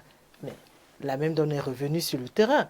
La même misère est revenue. Pourtant, on a promis à nos papas, à nos mamans, nous allons vous avancer. Les choses allaient changer. Remettez les diplômes de vos enfants. Il y a les concours qui arrivent. Moi, je serai ministre. Il y a quelqu'un qui l'a dit. Mais est-ce que cela sera vraiment vérifié? Est-ce que cela prendra vraiment effet? D'accord, vous dites qu'il ne faut pas mettre un accent particulier sur les diplômes. Non, pas du il faut tout. relativiser. Oui. C'est bon d'avoir un certain niveau, mais qu'on n'en fasse pas un critère fondamental. Oui, mais C'est si ça. on élève jusqu'au bar, il n'y aura pas de... Surtout dans ma localité. Mais au niveau de l'Assemblée nationale, au bac au moins. Député. Député? Oui. Même tabac, même pipe. Non, non. Bouba Bouaka, allez-y. Personne... Bouba Bouaka, vous pensez que aller vers ce sens-là n'aura pas de sens? Ça n'a pas de sens, Gisette. Pourquoi? Parce que déjà, être député, maire, conseiller municipal ou député, ce n'est pas un métier, c'est une fonction. Et déjà, nulle part ailleurs dans le monde, je ne sais pas, en France, partout, on n'a jamais posé cette condition, avoir tel diplôme pour être élu. On peut innover. Bon, si le Cameroun veut, innover, si c'est les réseaux sociaux... Ça veulent pourrait qu'on partir innove. d'un constat. Oui, mais... Regardez comment ça fonctionne à l'Assemblée nationale. Oui, mais je dirais une chose. Je suis conseiller municipal. Quand nous nous retrouvons en conseil, parfois les belles idées viennent de ceux-là que nous appelons illettrés. Ça, je prends l'exemple du conseil de ma commune. Et ensuite, quand on dit conseil municipal, ou bien à l'Assemblée nationale, il faut que toutes les couches soient représentées pour poser leurs problèmes. Alors, je vais prendre un autre exemple. Les dimanches, Info TV et les autres chaînes de télévision nous proposent toujours des débats le dimanche. Mais il faut voir ceux qui mettent les Camerounais mal à l'aise le dimanche. Dans les plateaux de télévision. Ce sont ces éminences grises. Regardez d'abord rien que comment ils se comportent sur des plateaux de télévision. Vous pensez que c'est dans les conseils municipaux ou bien à l'Assemblée nationale qu'ils vont mieux se comporter? Et autre chose, au Cameroun, depuis qu'existent les conseils municipaux, s'il faille qu'on fasse le tri des meilleurs maires du Cameroun, moi, particulièrement, il y a 2 maires qui m'ont marqué, mais autodidactes. Il y a M. Ntambe Aboubakar, de regretter mon mémoire, maire de Koutaba. Il a été maire de Koutaba. Ce monsieur était autodidacte, mais le fait comme l'a élu, pas seulement une fois meilleur maire du Cameroun. Pourquoi? Le travail. Il y a l'honorable Fonine Françoise, autodidacte. Mais vous pensez qu'elle était meilleure maire aussi? Non, mais elle travaillait mieux elle travaillait mieux. Moi, ça dépend de j'étais l'angle de Douala, vue. je suis de l'opposition. Oui, ça dépend de l'angle de vue. Oui. Lorsque j'étais à Douala, je disais, j'habitais Bonhomme Sadi, j'étais à Douala 5e. Oui. Non, l'honorable Foning, vraiment, elle faisait mieux que beaucoup qui ont ces éminences grises-là. Peut-être parce qu'elle a un bon conseil municipal. Par exemple, par exemple. Pourquoi? Parce que, si je me rappelle, l'éthique dont prend le docteur Damounda Mjoya ne se limite pas seulement à la morale. Quand nous nous mettons ensemble, comme ici dans ce plateau, c'est que j'apporte ce que moi j'ai de positif, vous apportez ce que vous avez de positif, et c'est ça qui fait un... Est-ce qu'on n'est pas en train d'embrigader la mairie Émile Messi au fonctionnement d'avant? Maintenant, on est en décentralisation, où les dossiers semblent être particuliers, où les démarches semblent être particulières. Est-ce qu'on peut encore s'adapter au maire d'hier qui était le plus populaire, qui était le plus actif dans la communauté, qui était celui qui votait le plus ou qui portait le plus d'eau? Est-ce qu'on peut encore s'adapter à cela, Émile? Jean-Jacques, je crois que là, vous avez appuyé là où il fallait depuis. Ah bon? Ah oui, parce que lorsque vous parlez du maire, vous parlez du conseiller municipal, ça commence à être sérieux. Effectivement. C'est vrai, pour être maire, il faut d'abord être conseiller municipal. Oui. Bon, c'est vrai aussi que je ne m'attarderai pas sur le sens du diplôme. Le diplôme, en fait, le diplôme, c'est quoi? C'est un papier. Hein. C'est la présomption de connaissance. Ce que je veux dire ici, c'est que... Présomption de connaissance. Ce que je veux dire ici, c'est que la fonction ou le métier, il va nous donner la différence entre fonction et métier. Voilà. Pour dire que pour être un conseiller municipal ou un député de la nation, on a besoin d'un ensemble de compétences. Il ne faut pas qu'on se leurre là-dessus. Il y a un minimum de compétences. Et ces compétences sont liées à quoi? Elles sont liées aux missions assignées au conseil municipal ou bien au député. Pour le conseil municipal, j'ai quand même cette expérience-là d'avoir séjourné dans mon conseil municipal. Le conseil municipal représente sa commune dans son entièreté, d'abord.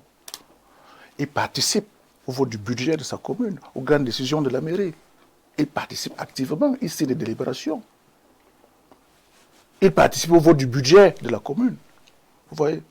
Ce qui nécessite en retour un minimum de compétences. Oui, certes, le conseil municipal, ça peut être au village, mais ce n'est pas en langue locale. Ce qui suppose que vous devez lire, savoir lire des compétences de base, écrire, analyser, calculer, interpréter. C'est ce que moi j'appelle ici le profil de compétence d'un conseiller. Qui est dans quel diplôme, je n'en sais rien. Mais c'est celui-là donc que le législateur devrait être en mesure de définir. Pour dire que voilà le profil du conseiller municipal. Pour quiconque voudrait être conseiller municipal, voici un ensemble de tâches qu'il peut accomplir. Et les experts sont là pour faciliter la tâche idem pour les députés de la nation. Voter les lois, contrôler l'action du gouvernement. Quelles sont les compétences que nous devons avoir pour remplir pleinement cette mission? À mon avis, voilà la question qui devrait intéresser le législateur aujourd'hui. Dans un contexte où on est appelé à faire une administration, ou tout au moins une fonction publique locale. Et c'est là que j'ai dit, vous avez touché la question. Est-ce qu'on doit continuer à fonctionner comme au vieux temps? On disait que le plus populaire ou bien le plus nanti, qui vient embrouiller et puis tout de suite, il est ovationné et il arrive là où tout le monde attendait.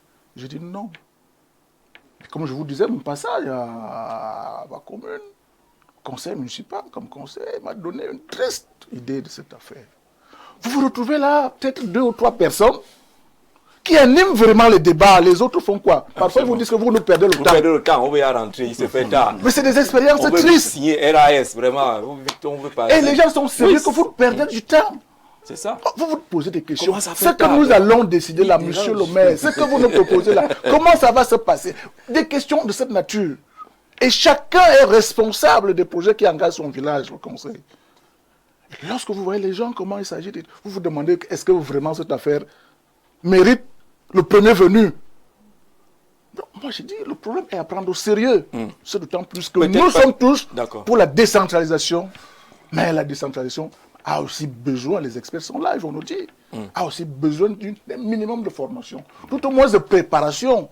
C'est pour ça que moi j'ai dit, je préfère ne pas parler du diplôme. Mais des compétences. Là on a avancé. Il n'est pas pour diplôme, il est pour compétences, mais la nécessité semble être là. 30 secondes. Vous voulez 30 secondes, monsieur le oui, conseiller municipal. Oui, je suis conseiller municipal, certes.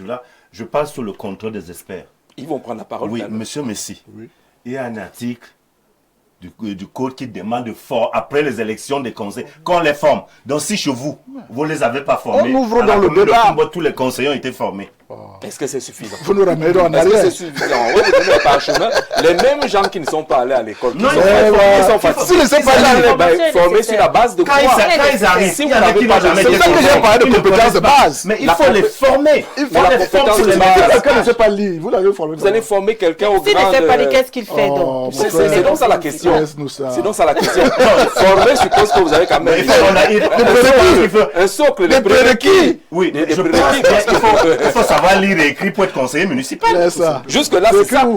C'est ce qui est accepté jusqu'à présent. C'est écrit. C'est ce qui est accepté. Mais monsieur, il faut quand même savoir Les- lire. Il faut savoir lire et Mais c'est écrire pas au moins. écrit nulle part. Voilà. C'est pas écrit nulle part, mais il faudrait que ça... Jacques, Non, pourquoi on pose dans le débat? Lire Oui, mais monsieur Messi, ou écrire au RDPC formel, ne veut pas dire comprendre.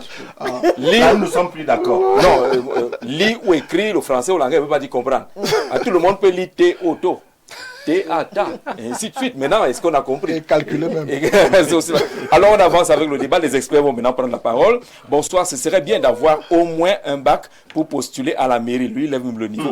Actuellement, le président Paul Biya reste encore là pour la paix, mais il faudra refaire tout avec certaines conditions pour certains exercices. D'accord, on a compris.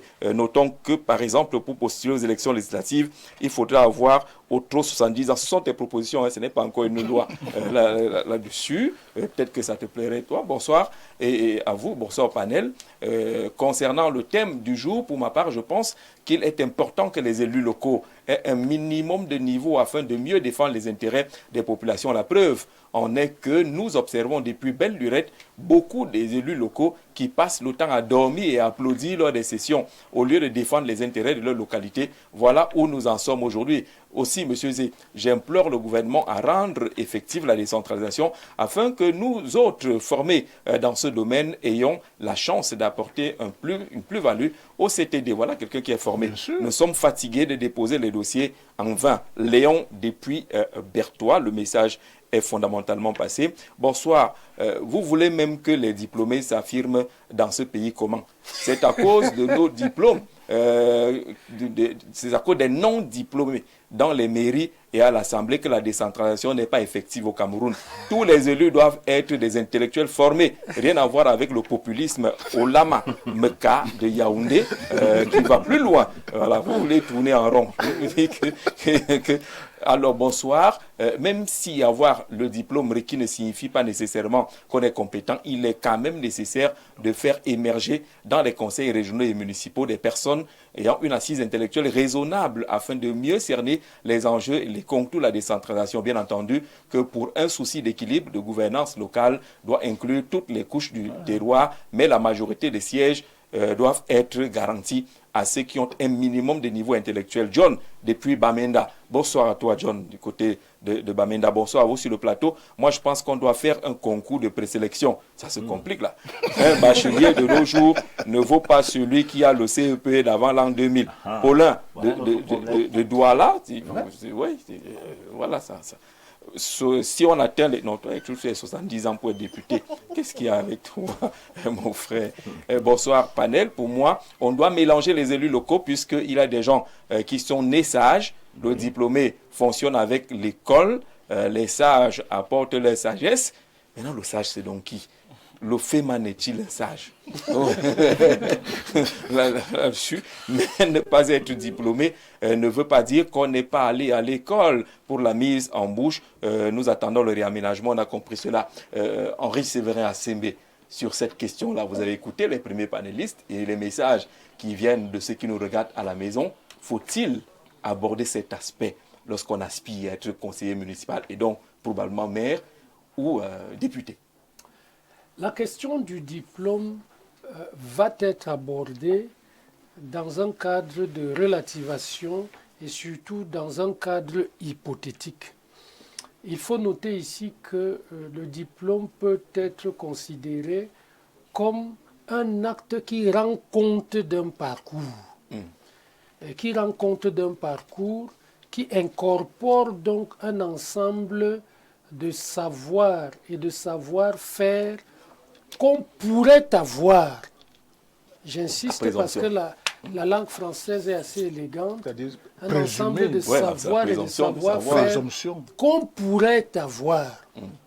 Maintenant, pour revenir au cœur de l'activité, parce que pour parler de diplôme, il faut d'abord examiner l'activité. Nous examinons ici l'activité de direction des conseils municipaux ou bien des territoires de manière globale. Et lorsque vous parlez de direction, on dit en français que diriger, c'est communiquer aux autres une vision qu'on a la capacité de rendre réelle et de l'implémenter. Je répète, communiquer aux autres une vision qu'on a la capacité de rendre réelle et d'implémenter. Dans cette acception, on ne voit pas très bien où se positionne le diplôme. Mais on voit très bien que le dirigeant nécessite d'avoir une vision, c'est-à-dire une capacité à se projeter. Naturellement, s'il a une vision, il va la décliner suivant un projet de territoire ou un projet de société. Et après cela, on demande, puisqu'il interagit avec l'écosystème, qu'il la communique aux autres pour qu'elle soit implémentée et qu'il les entraîne. Quand on parle donc d'entraînement ici, vous savez qu'il existe très peu d'écoles de leadership. Le leadership, c'est une grosse bataille entre l'inné et l'acquis, où ce n'est pas très tranché. Mais on remarque très bien que si vous laissez 3 enfants de 4, 5, 6 ans entre eux, et que vous revenez 5 minutes après, vous allez constater qu'il y a l'un d'eux qui commence déjà à montrer aux autres comment ça se fait. Ça veut dire que la capacité ou la propension à diriger peut venir de l'inné et peut être consolidée par l'acquis. Cela va donc intégrer qu'aujourd'hui les enjeux de plus en plus complexes imposent à ceux qui dirigent d'avoir une grosse expertise, une grosse culture générale et une grosse compétence. La compétence étant ici liée à l'action, c'est-à-dire qu'il faut fabriquer cette table. Vous savez la fabriquer, vous êtes compétent.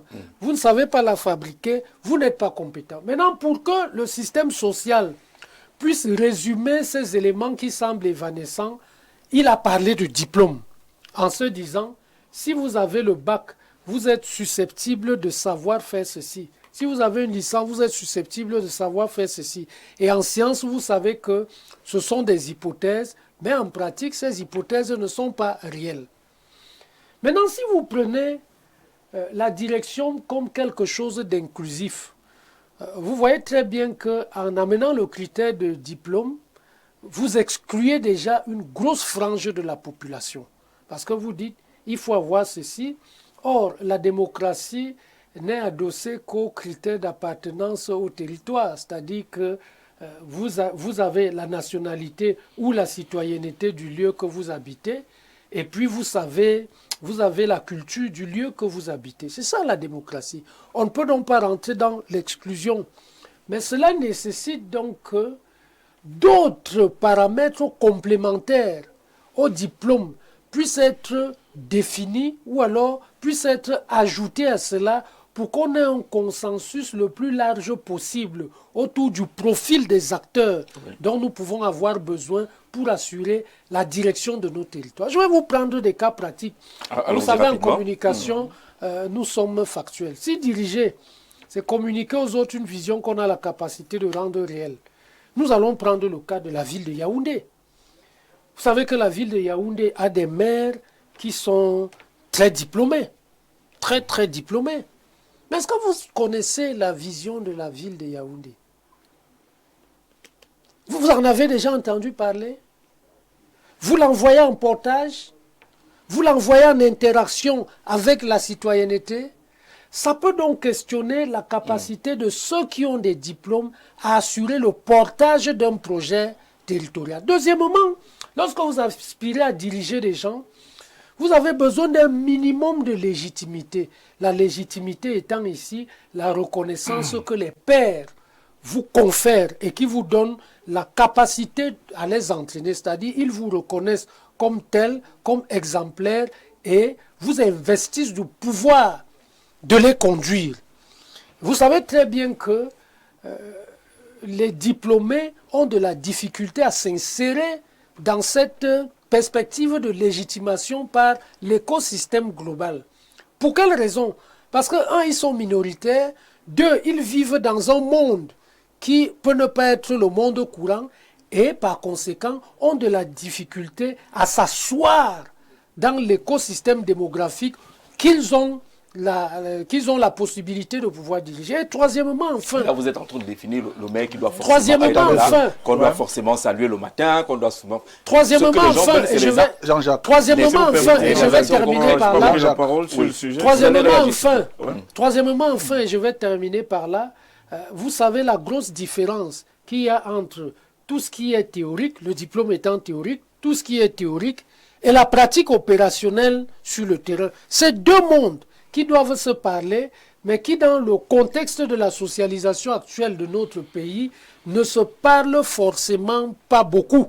C'est-à-dire qu'il y a des passerelles, mais ces passerelles sont très difficiles. La preuve, vous savez que c'est des diplômés qui vont souvent se coucher au ministère où notre collègue Messie Émile exerce. Ils vont souvent se coucher, c'est des diplômés, ce qu'on appelle diplôme terminal. Ils sont nantis d'un diplôme terminal, mais la faible propension qu'ils ont à s'insérer dans la société les amène souvent à aller se coucher. Ça veut dire qu'il y a même lieu de questionner le contenu. Est-ce que dans ce questionnement, 30 secondes, oui, 30 secondes, est-ce que dans ce questionnement, on n'est pas en train de s'enfermer dans, on questionne l'homme et non ses réalisations?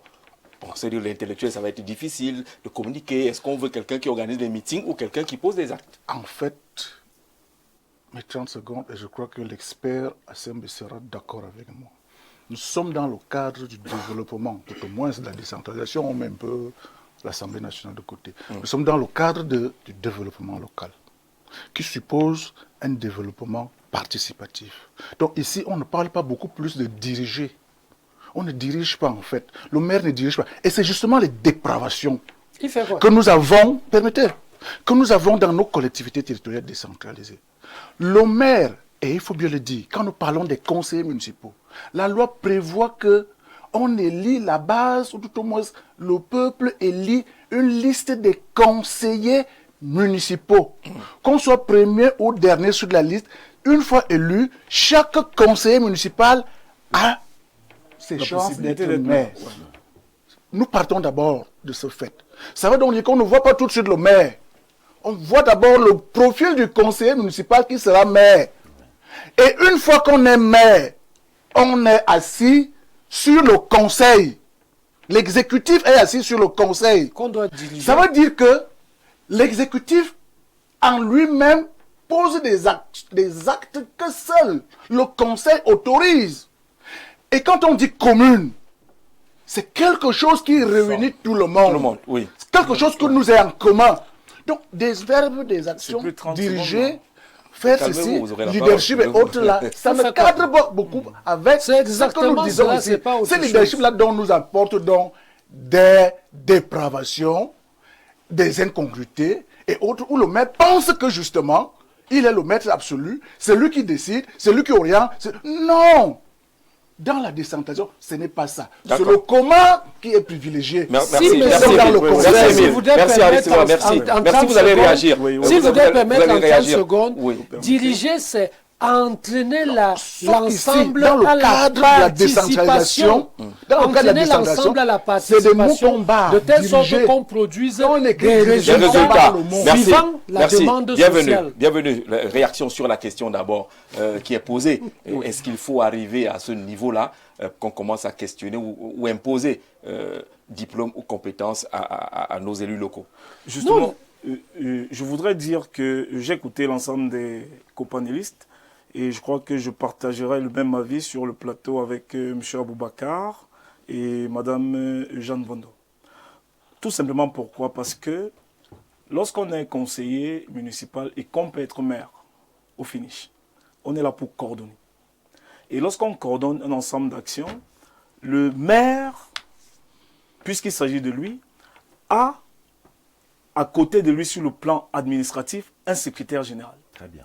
Et on va y arriver sur ce que vous attendez finalement pour le secrétaire général. Sur le plan financier, il a un receveur municipal. On est d'accord là-dessus. Alors, à ce niveau, le maire a des conseillers administratifs et financiers qui lui permettent de bien mener sa fonction. Maintenant, Jean-Jacques... C'est sur quelle base vous travaillez avec des gens? Oui, si vous permettez, Jean-Jacques, s'ils n'ont pas de mandat, que vous ne contrôlez pas. Jean-Jacques, je vous prie. Vous avez un mandat que vous avez la question. Oui, nous allons répondre à la question, mais je vais quand même vous dire que la loi est impersonnelle et elle est d'application générale. Jean-Jacques, si vous parcourez les 501 articles du Code des collectivités territoriales décentralisées, je le tiens entre mes mains, si vous parcourez la Constitution, si vous parcourez... même la loi électorale, il n'est nulle part prévu qu'il faudrait qu'un un maire ou un conseiller municipal ait un diplôme. Ça, on a parlé des réformes. Et justement, la thématique est sur les réformes possibles. Si vous permettez, c'est pour ça qu'il y a le débat. C'est pour ça qu'il faut justement ce qui est prévu et ce qu'on peut imaginer aussi. C'est pour ça qu'il faut se méfier. C'est pour ça qu'il faut se méfier de tous ces faits que les gens baladent dans les réseaux sociaux. Non, on n'est pas sur les faits. Oui, permettez. Là, on encore vos réflexions personnelles. Réflexions personnelles. Jean-Jacques, la loi est claire. Monsieur Aboubakar l'a dit tout à l'heure. Article 126, le droit à la formation. Ça, c'est un droit qu'a tout élu local. 3 mois, l'élu local a droit à une formation adaptée à son mandat. C'est l'article 126. On est d'accord là-dessus. Permettez-moi, s'il vous plaît. Prenez les gens qui n'ont même pas le CEPE. Permettez. Ils viennent faire la formation. Je vous prie. Permettez-moi une minute. L'article est clair. Il a droit à la formation. On est d'accord. Et si vous continuez au niveau de l'alinéa 4, une formation est obligatoirement organisée au cours des 6 premiers mois du mandat pour les membres de l'exécutif et les présidents des commissions de l'organe délibérant. Formation sur quoi? Voilà. Sur quoi? Et il faut donc une formation sur le mandat. Cette formation est un profil. C'est une formation qui doit être faite sur tout ce qui concerne la décentralisation, Jean-Jacques. Et si vous permettez, je vais vous dire que si on dit au Cameroun que pour être maire ou pour être conseiller municipal, il faut avoir le BPC, il faut avoir le bac, il faut avoir tel diplôme, ainsi de suite. Séverin l'a dit tout à l'heure, vous allez exclure une frange des personnes de la société. Il n'y a aucune loi qui prend tout le monde à la fois. Vous allez exclure une frange de la société peut-être qui n'a pas eu le niveau de faire une éducation formelle. Ils se font donc représenter. Oui. C'est pour cela qu'il y a les conseillers municipaux qui représentent des communautés. Ce n'est pas où tout le monde vient Pour poursuivre, à les exclure, c'est déjà un risque si on applique le diplôme. Et un autre risque, c'est que justement, celui qui n'a pas la résidence est déjà exclu. Tous ces technocrates, n'est-ce pas? Tous ces technocrates, si vous prenez l'échiquier des collectivités territoriales décentralisées du Cameroun, vous allez vous rendre compte que la majorité des maires, ce sont des technocrates. Et si vous questionnez la décentralisation...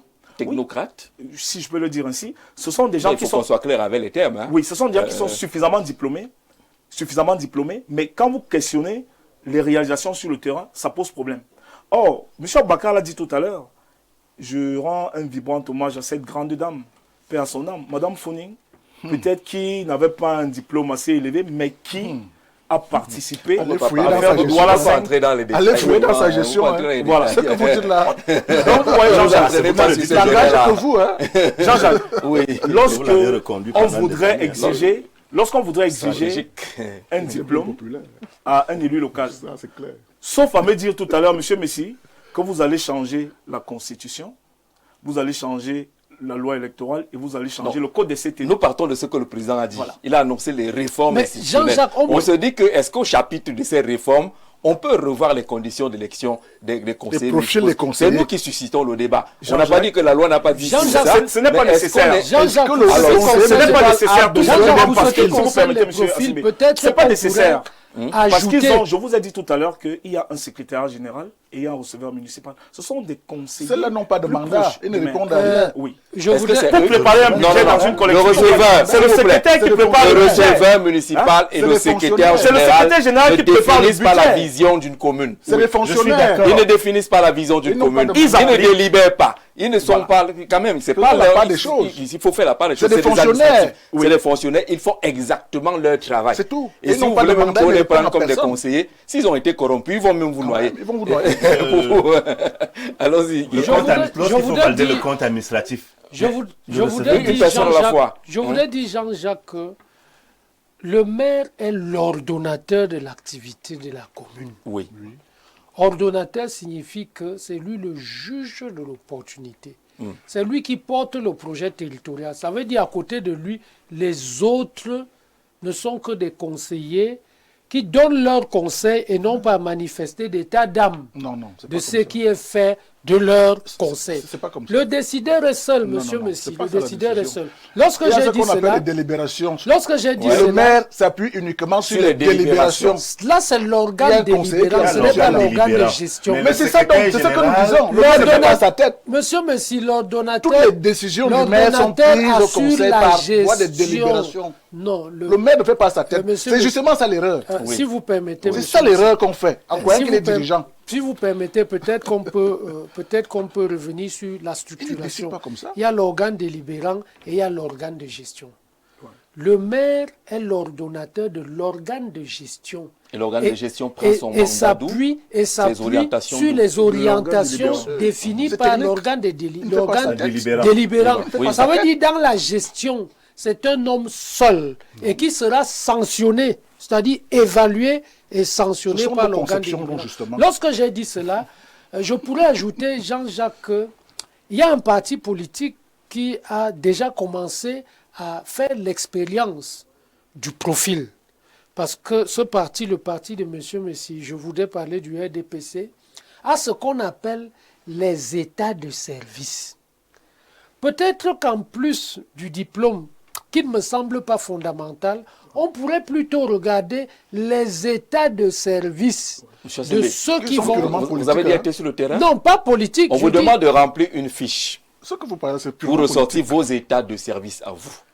Et qui peut être accepté par le président de la section ou pas. S'il n'aime pas votre tête, vos états de service ne serviront à rien. Non, là, nous ne sommes plus dans le cadre politique. J'ai juste pris le cas politique. J'ai juste pris le cas politique comme un exemple en disant peut-être qu'on pourrait légiférer ou réglementer en matière électorale en ajoutant les états de service pour structurer le parcours et le profil. Le parcours va rester politique.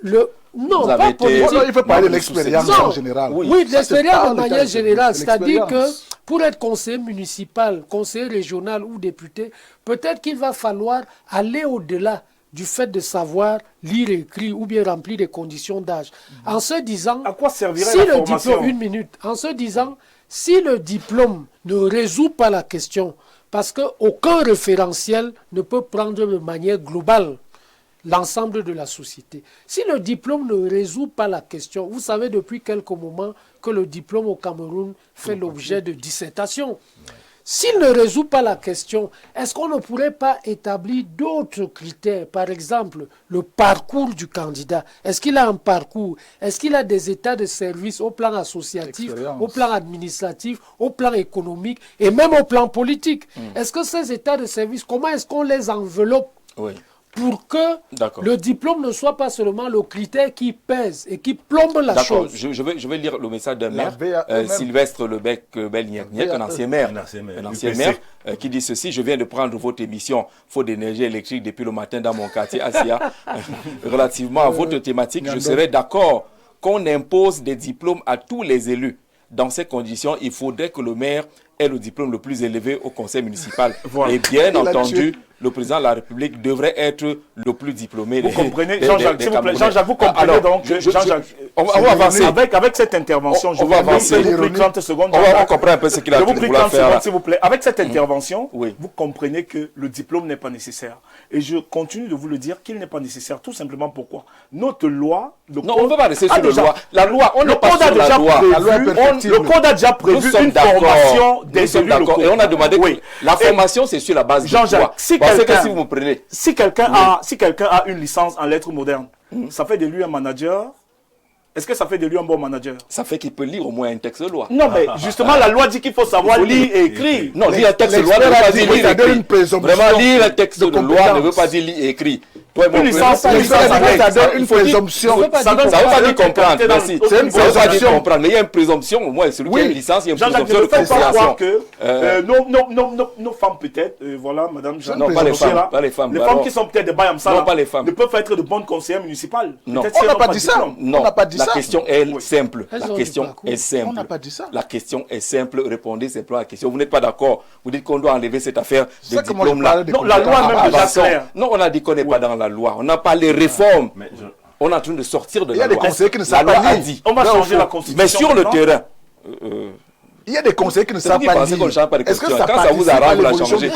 Maintenant, vous dites qu'on ne change pas le conseil. Vous l'avez changé en 2 ou 3 jours en 2008. Hein. Ne pensez pas que c'est maintenant que ça va être difficile. Alors, mais sur le terrain, sur le terrain, dans les communes un peu reculées, il y a un sérieux problème. Là où le maire finalement se retrouve seul. Pas qu'il veut être seul, mais vous avez des gens qui sont des conseillers municipaux totalement largués. Totalement largués, ils attendent de signer et puis ils s'en vont. Il y a un maire qui dit que si lui il est encore candidat, son conseil municipal fonctionnera comme un gouvernement avec des compétents. Un spécialiste des questions de droit, des questions de gestion forestière, des questions domaniales, des questions foncières. Ça fait que c'est beaucoup plus facile dans un conseil municipal comme ça d'aborder les problématiques. Parce que c'est mauvais comme ça, Boubacar. C'est pas une mauvaise chose. Mais la commune aujourd'hui est un petit État. C'est le socle de développement. Oui, fonction publique. Oui, avec la décentralisation qui n'est pas encore effective, lorsqu'elle sera vraiment effective. Quand alors? Nous réfléchissons justement. That's the question. Ça. On ne sait pas, peut-être en 2000, je ne sais combien. Mais il faut déjà réfléchir. Il y a beaucoup de... Je ne sais pas. Il y a beaucoup de tâches qui seront confiées aux mairies. Donc on aura quand même besoin des experts. Pour être maire, il faut avoir quand même un background. Je ne dis pas non. Mais je voudrais plutôt poser un autre problème. Quand on nous dit qu'il faut des diplômes pour être maire, c'est quel diplôme? Nos diplômes d'aujourd'hui là? Parce que une petite anecdote. Un jour, je me suis retrouvé... Vous avez des enfants qui sont à l'école? Oui. Vous dites que c'est leur diplôme qui ne valait rien? Vous pouvez comparer... Ils vous écoutent, hein? Oui, mais écoute, il m'écoute bien. Ousmane m'écoute. Awa m'écoute aussi à la maison maintenant. Que ce diplôme-là, c'est rien. Oui, mais oh, non. un BPC ou bien un CPE des années 60 et un baccalauréat de 2025, c'est le jour et la nuit. Non, cette balance-là est compliquée. C'est des déclarations aussi. Non, c'est vrai. Compliqué. Un BPC si vous avez un mauvais bachelier, parce qu'il a eu le bac avec 6, il est mauvais. Mais celui qui a eu son bon bac est bon. Même maintenant. Oui, mais puisqu'on délibère à 6 de moyenne. Alors ceux qui ont 6 sont mauvais. Non, on ne le fait plus. 6 de moyenne. Non, là vous êtes en train d'entraver. Non, je n'accorde. C'est une réalité. Professeur Lyonga Dalova, elle n'accepte plus ça. Si vous n'avez pas dit. Il y a combien de temps, madame? Depuis qu'elle soit au ministère. Combien d'années? Je pense peut-être 2 ou 3 ans. À 2-3 ans. Oui. Ok, revenons à 4 ans après. Qu'est-ce qui s'est passé? Bon, délibéré, mais est-ce que ces diplômes-là... Merci d'avoir... Mais c'est beaucoup plus complexe aujourd'hui. Oui, c'est ce que je voulais dire. La commune d'hier, qui attendait tranquillement ses centimes additionnels, n'est pas la commune d'aujourd'hui. Je suis d'accord. Surtout que maintenant, les communes sont en budget programme. Donc, l'exemple que je voulais prendre, un jour, je me suis retrouvé au bureau du docteur Lamounda Njoya. Pendant que j'échangeais avec le docteur, il avait un document en main. Il ne faisait que... Après, il me dit, mais Bouba, je suis en train de corriger un texte. C'est un docteur qui m'a envoyé ce que je corrige, mais il y a trop de fautes. Un docteur. C'est un mauvais docteur. Mais ils sont pleins. Alors, donc pour dire que... Merci Jean-Jacques. Donc pour dire que ce n'est pas parce qu'on a un diplôme qu'on peut être un bon maire. Mais c'est quand même les prérequis. Parce qu'on fait aussi on parle de prérequis. Et la sagesse, on a besoin... L'école, les diplômes ne donnent pas la sagesse. C'est l'école néocoloniale, il est là-dedans. Les fautes. Mais si tu ne vas pas à l'école, tu vas comprendre les lois comment? Comment? Tu vas comprendre les lois comment? Parce que tu es sage? Non, on a besoin de tout le monde. On est d'accord, on a besoin de tout le monde. Mais ceux qui sont là-bas représentent tout le monde. Oui, c'est ça la différence. On n'a pas besoin de tout le monde, mais on a besoin des représentants de tout le monde. Oui, mais pour représenter certains corps de métier, il y a des corps de métier, on ne retrouvera même pas les gens qui ont de BEPC. Au conseil municipal, les corps de métier. Non, il faut que toutes les couches soient représentées. D'accord. Mais Jean-Jacques, je voudrais ajouter que nous sommes en train d'éluder le fait que le contexte aujourd'hui est complètement changé. Oui. Vous savez qu'avec l'intelligence artificielle, on n'a presque plus besoin d'aller à l'école. C'est aussi là où on peut facilement nous tromper. On n'a presque plus besoin, avec l'intelligence artificielle, on n'a presque plus besoin pour apprendre même la fabrication de la bombe atomique. Mais il faut dans les prérequis. D'aller à Polytech. Si vous ne savez même pas comprendre, comment vous allez à la bombe? Avec l'intelligence artificielle, Jean-Jacques, vous commencez par ce qui était la CIL, le cours préparatoire, ainsi de suite. Non, vous le faites plus rapidement parce que la technologie vous le permet. C'est la raison pour laquelle... Sans prérequis. Tout ce qui est en train d'être mis en place aujourd'hui dans l'enseignement supérieur, la transformation digitale enseignement supérieur, va nous conduire à quelque chose que vous n'imaginez pas. C'est-à-dire que vous étudiez sans enseignant, avec les automates, vous êtes évalué par des automates et votre diplôme vous est délivré par les automates. C'est-à-dire vous terminez un parcours sans avoir jamais rencontré quelqu'un en face de vous. C'est une réalité dont il faut désormais tenir compte. Mais il faut des prérequis pour entrer ça, dans c'est dans l'ordre diplômant. Et il faut noter que en matière d'économie du développement, il y a plusieurs ordres de formation. Il y a l'éducation conventionnelle, c'est d'elle que vous parlez, la diplomation. Monsieur est un éducateur, il le sait. Il y a l'éducation semi-conventionnelle, c'est-à-dire que vous pouvez vous former par des séminaires, des ateliers et acquérir le même niveau d'acception intellectuelle que le diplômé. Et il y a l'éducation non conventionnelle. C'est-à-dire l'éducation non conventionnelle. Il ne condamnait souvent. Les gens qui sont allés faire un séminaire de 2 jours, ils disent qu'ils sont experts. Parce qu'ils ont eu une attestation. Je ne suis pas en Ils train sont de déjà juger. experts. Moi, je parle du Formation de contenu. 48 heures. Je parle du contenu. Je parle du contenu. D'accord. Il y a l'éducation non conventionnelle qui vous permet d'acquérir de manière non conventionnelle un ensemble de savoirs et de savoir-faire dont vous allez vous prévaloir dans l'exercice de vos activités. Lorsque vous prenez donc tout cela, vous commencez à relativiser la notion de diplôme. Ceux qui ont des diplômes, c'est très bien, c'est le conventionnel. Lorsque vous allez dans l'éducation, vous avez ce qu'on appelle la VAE ou la VAP qui commence à dire que un gars qui n'a pas été dans l'ordre conventionnel de l'enseignement, mais qui fait preuve d'un ensemble de travaux et de compétences, est susceptible de les convertir en termes de diplôme s'il le souhaite. On met en place un jury qui l'évalue et établit que tel, sur la base de ceci, a le niveau de ceci, et on lui délivre... Ah, c'est voilà, il faut remplir au conseil municipal. Là, maintenant, là, c'est tout à deux à nous autres. Non, enfin, nous sommes dans la modernité. Nous sommes dans la Justement, modernité. la première base de la modernité, c'est quand même au moins des prérequis. Oui, l'éducation sinon la modernité va nous avaler et sera plus fatale encore pour nous. Si on entre dans un monde qu'on n'a pas... L'éducation s'acquiert désormais partout. Si vous avez besoin de connaître l'économie, pas besoin d'aller s'inscrire à la faculté de sciences économiques et de faire 3 ans pour faire votre licence. Vous êtes chez vous, vous prenez votre Vous êtes au niveau licence. Ça veut dire que vous avez au moins le baccalauréat. Vous irez même jusqu'au doctorat. Ça veut dire que vous avez au moins le baccalauréat. J'ai pris une échelle. Oui, ça pouvait vraiment. commencer par le cycle d'initiation. Je suis simplement en train de vous dire que vous êtes chez vous. On est d'accord là-dessus. Et puis vous étudiez. On est d'accord là-dessus. D'accord, c'est possible. Il n'y a pas besoin d'avoir un diplôme pour diriger une commune. Il suffit pour l'élu municipal de s'entourer de compétences relatives au projet à réaliser. Helmut Kohl, en son temps, a géré avec succès l'Allemagne sans avoir de gros diplômes, juste son leadership. À Konomedio, Clément, Anatole, depuis Ebolova, merci beaucoup. Sauf que si vous êtes entouré de compétences qui ne sont pas honnêtes, c'est une catastrophe. Parce qu'ils considèrent que vous ne comprenez rien. Donc ils vous amènent là où ils veulent. Ils vous proposent, ils vous mangent totalement. Permet qu'on lise 2 ou 3 messages, Salut à vous et merci pour le thème aujourd'hui, car c'est même là le problème de cette grande nation. On est élu local, pas pour les diplômes. Réussir dans sa vie scolaire ne veut pas dire réussir pour sa communauté. Le management dans un domaine va premièrement de la moralité qui habite cet élu. Allons-y. Bonsoir. Savoir lire et écrire sans comprendre, c'est très dangereux. Les élus locaux doivent avoir des diplômes, au moins le baccalauréat pour le maire et le BEPC pour ses conseillers. Emmanuel depuis Berthois, lire sans comprendre est dangereux. Bonsoir Jean-Jacques. Les outils de l'informatique, de l'intelligence artificielle permettent d'acquérir des connaissances virtuelles et des compétences pour exercer toutes les fonctions nécessaires. Mais si vous n'avez pas de base, faites comment pour aller à l'IA? C'est un peu ça. Par conséquent, le diplôme n'est plus obligatoire pour exercer une activité. Merci M. Sim pour votre contribution. Bonsoir M. Zé, à tout le panel. L'expert en décentralisation maîtrise parfaitement le sujet.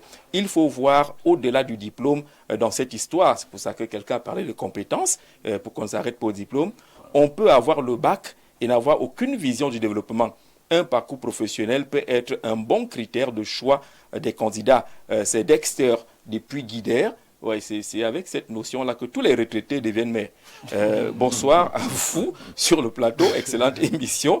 C'est très grave dans un pays où tout est à construire, de penser et même de dire qu'on n'est pas obligé d'aller à l'école. Même aux États-Unis où tout a été déjà construit, on ne peut pas se permettre de lire des gens qui ne comprennent rien. Thibaut du côté de Yaoundé. Bonsoir, M. Zé. Je pense que le diplôme n'est toujours pas très utile. Il faut plutôt qu'il ait une bonne moralité. C'est l'Église, Cathy. Là, on parle de développement. Bonne moralité, il faut penser le développement. Bonsoir le panel. La thématique est vraiment importante pour que la société camerounaise puisse se développer. Ceux-là, sur le plateau, qui sont contre, ont-ils des choses à cacher? À note de Douala, ceux qui sont contre les diplômes, est-ce que vous avez des choses à cacher dans cette affaire? Si tu permets, oui. D'abord Émile. Oui. Oui, c'est pour ça que j'ai dit que cette réflexion est vraiment importante. Mais sauf qu'on ne va pas commencer par exiger un diplôme sans définir au préalable ce à quoi le diplôme vient résoudre comme problème. Ça veut dire quoi? C'est ça que j'ai dit d'entrée de jeu. Il faut définir des tâches du conseiller municipal si nous restons dans la commune. Qu'est-ce qu'on attend d'un conseiller municipal?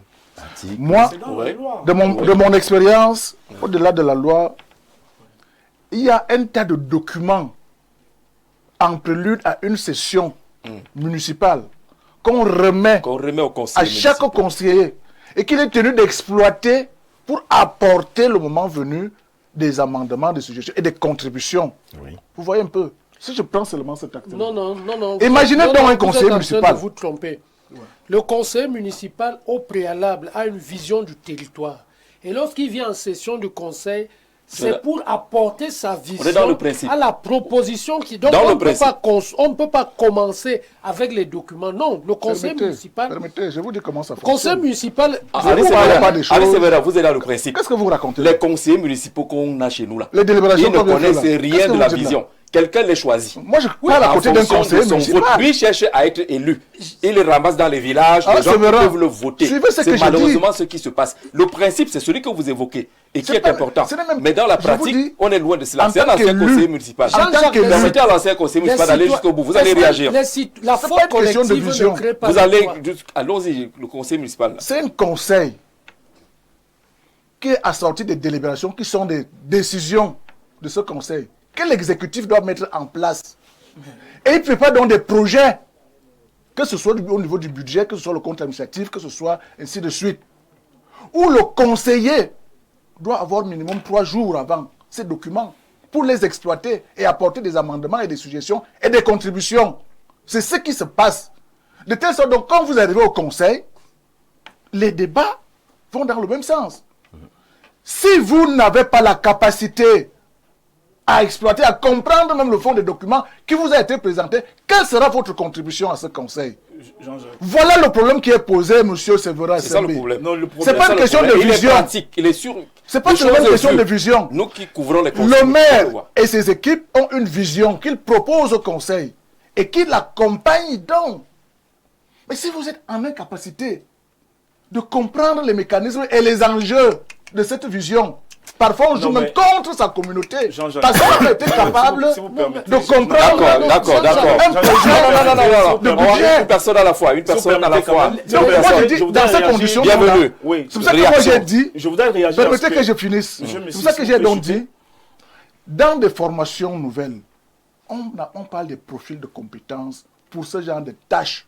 Il appartient donc désormais, pas au conseiller municipal, pas au maire, je ne sais pas trop quoi, au législateur, de définir le profil de compétence du conseiller municipal au regard des tâches qu'il est appelé à accomplir. D'accord. Voilà le problème aujourd'hui. Oui, bienvenue, rapidement. Moi, je voudrais dire à monsieur Messi que le problème est tout ailleurs. Et je pense qu'il y a un téléspectateur qui vous a dit, dans ces messageries que vous recevez très abondamment au cours de cette émission, qu'il y a des écoles qui sont chargées de former le personnel au niveau des communes. Il y a la NASLA. Nous parlons des hommes politiques. Oui, qui ont on va y arriver. Et non des fonctionnaires. On va y arriver. Là, on va mélanger tout. Tout comme le maire est... Nous, on sommes au niveau des hommes politiques. Tout comme le maire est entouré des spécialistes en matière administrative et financière. Même le conseiller municipal. On ne va pas demander au carré la NASLA d'aller aux élections, s'il vous plaît. Ils vont se faire recruter comme des fonctionnaires. Même le conseiller municipal, M. Jean-Jacques Zé, peut se faire entourer des spécialistes. Dans le cas où il ne maîtriserait pas... Nous sommes sur les... On est d'accord. Même le plus diplômé a besoin d'être entouré. Mais la base... Si une communauté a décidé d'élire et de faire de vous son conseiller municipal sur la voie du suffrage universel, vous êtes, même si vous n'êtes pas la personne la mieux diplômée, c'est vous.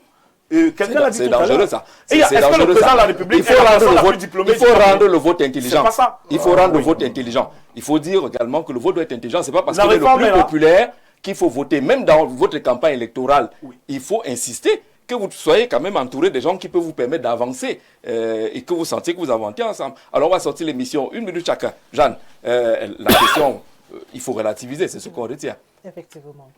Mais j'ai été un peu déçue parce que nous parlons des maires, nous parlons... Est-ce que vous avez su dire qu'un conseiller municipal doit porter la sécurité sur la délinquance territoriale? On n'a pas parlé de ça. on ne parle que du rôle, on ne définit pas tout de même le rôle d'un maire. On n'a pas défini qui est l'élu local. Quelqu'un peut nous regarder du côté d'un Col Bogo 2. Il ne comprend rien. Il dit, il ne comprend pas. Non, il ne sait pas. On a dit élus locaux là. Oui, il n'a rien compris. Oui, il n'a pas compris. Oui. Donc, pour sortir, pour une intervention, Jean-Jacques, moi je souhaiterais que les diplômes n'ont pas de place pour une élection d'un conseil municipal. Pas de place. Mais il faudrait ce qu'on appelle l'intelligence et la sagesse. On va donc juger ça comment? On va juger ça comment? Jean-Jacques, je prends un exemple. Tout le monde est intelligent? Oui. Je ne pense pas. Tout le monde est intelligent. Nous avons un maire, un grand maire, comme on l'appelle. On va voter l'intelligent. Critère, il est intelligent. Il est intelligent, il est sage aussi. Il va nous flouer, nous tous. Il ne va pas nous flouer. Jean-Jacques, je vais sortir. Nous avons parlé des maires, nous avons parlé des conseillers municipaux. Nous vivons dans l'insalubrité.